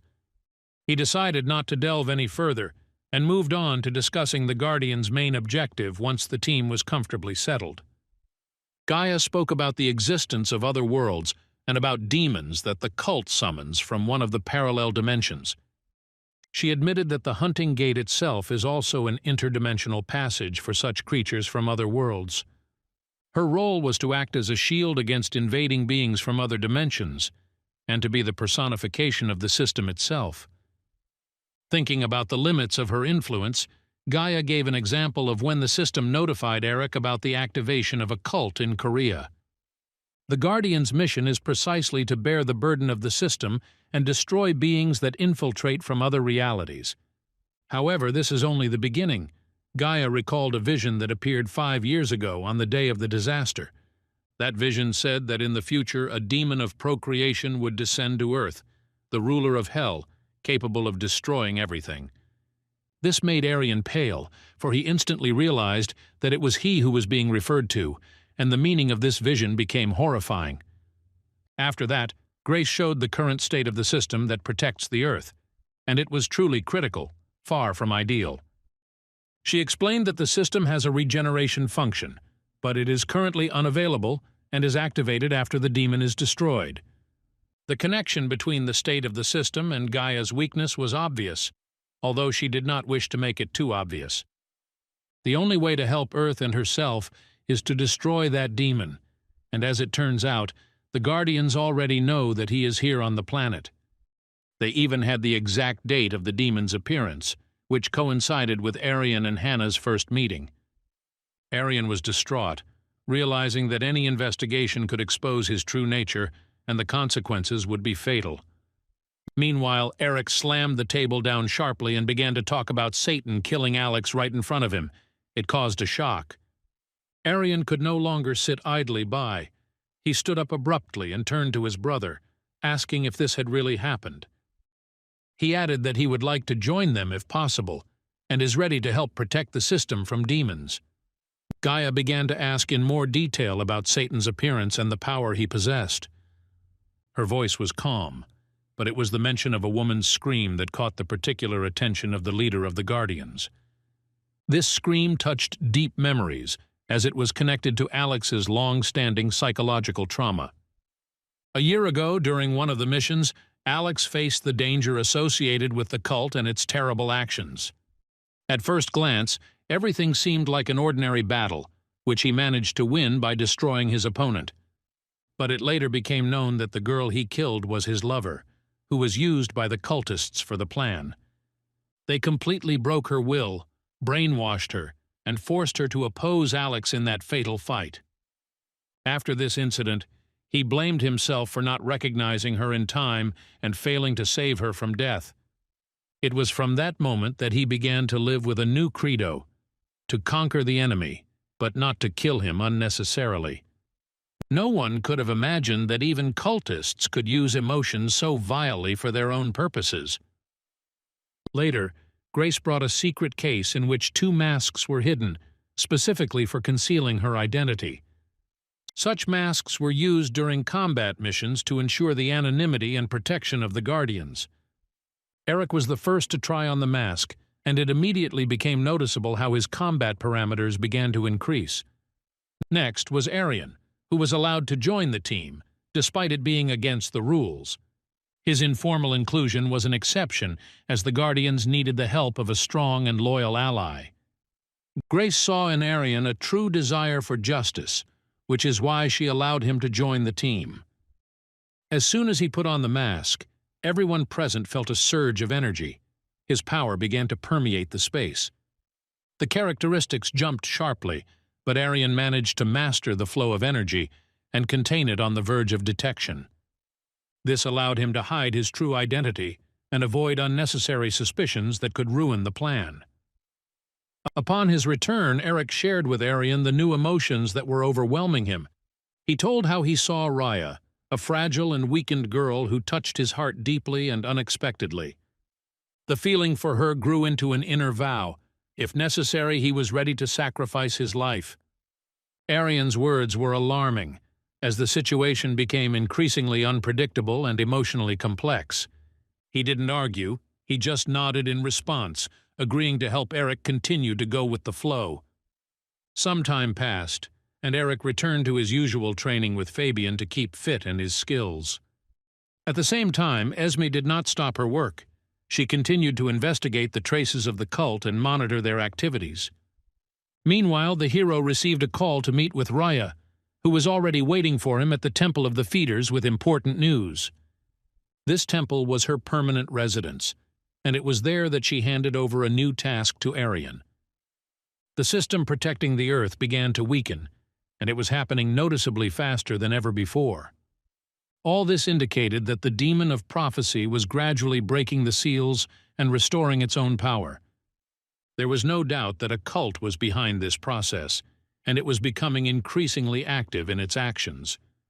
Upon receiving the alarming information, Raya immediately summoned the hero so as not to lose precious time. After that, Aryan paused for a moment on the roof of his own house, waiting for Akidna, as always, with sweets. He wiped the crumbs from her face when Balzac suddenly appeared, unexpectedly breaking their silent scene. Aryan joked that he was probably rotting at home, sitting motionless and avoiding direct sunlight. Soon the three heroes set off on another mission together without delaying a single moment, because there was almost no time left.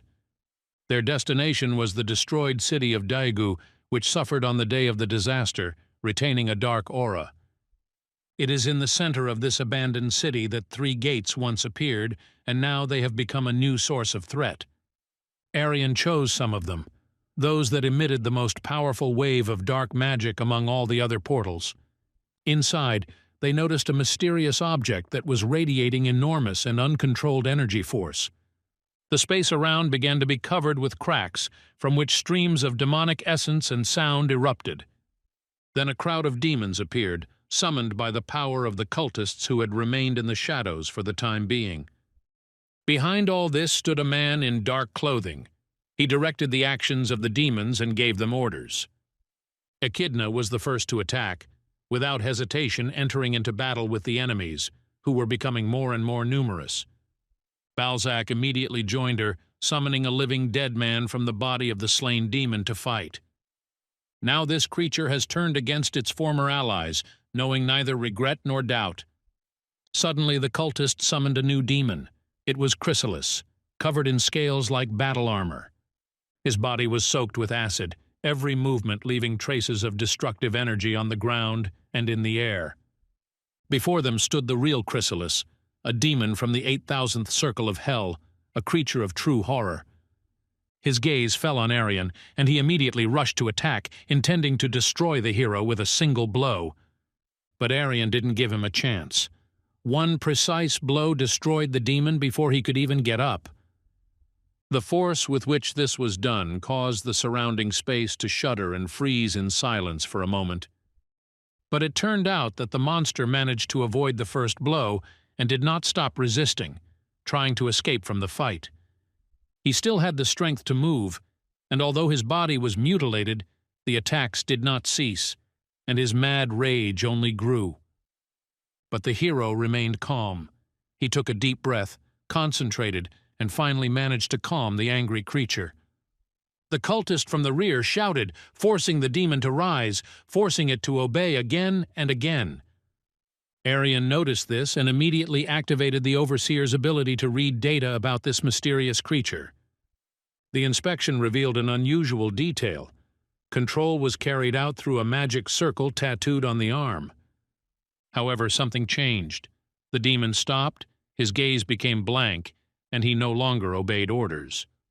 Then the hero cold-bloodedly cut off the cultist's hand, emphasizing that the magic circle had already ceased to operate. The power of that artifact depended on time, and the countdown had long since ended, leaving the cultist without control. Aryan also mentioned an interesting detail about this demon. Chrysalis always aimed for extremely delicate places first. That's exactly what happened now. His first move was to attack a vulnerable point, which caused a brief confusion. The hero did not hesitate. Seizing the moment, he destroyed the monster before it could do anything. But that wasn't the end, because Aryan wanted to question the cultist, but he was moaning and didn't understand what was happening. Pain filled his mind, so the hero activated his concentration ability to reduce the enemy's sensitivity. This method had an immediate effect. It reduced pain, focused consciousness, and stimulated rapid recovery. When the enemy came to his senses, Aryan didn't waste time talking. He immediately activated the subjugation of consciousness. Under his influence, the cultist began to speak as if under hypnosis, unable to resist or lie. He spoke about the situation in Korea after Elliot's death. A vacuum arose in the cult structure there. Why this particular country was so important, the cultist did not know, although the fact itself surprised him too. The hero suggested that the reason might be related to the Black Wedge, which he had heard about before. The cultist mentioned that this was a seed of discord, but the hero did not understand the specific meaning of these words. There was a feeling that even the performer himself did not realize what exactly he was involved in this regard. In effect, he was used as a puppet and then thrown out without being given a chance or an explanation. Aryan approached the keel. The scan gave a clear result. This object was having an effect on the system, gradually weakening it. To test the consequences, the hero made a risky decision: to swallow it completely. As soon as he did this, the feeling changed instantly, and shock gripped his entire being without exception. The impact was profound, far from ordinary. It touched not only the power, but the very essence of the hero. Delving into his own subconscious, Aryan felt a strange warmth. Mam's seal had noticeably weakened. It was a long-awaited sign of change, and an inexplicable feeling of relief awoke within him. Then the cultist asked him if he would give him a chance for forgiveness and life. The hero agreed, removing all the overlays, but only in order to complete the task himself. A few seconds later, he killed him without pain, and then absorbed the demons with almost no change in his power level. His energy increased subtly, but his control over it remained stable and reliable. Aryan contacted Gaia to report the completion of the mission and share the news. In particular, he recalled the phrase about the seeds of discord and asked to keep all the finds in one place. Officially, for further research, but in reality, he intended to absorb them at the appropriate time. After finishing the conversation, he dialed Esme's number, who was about to give new information about the cult.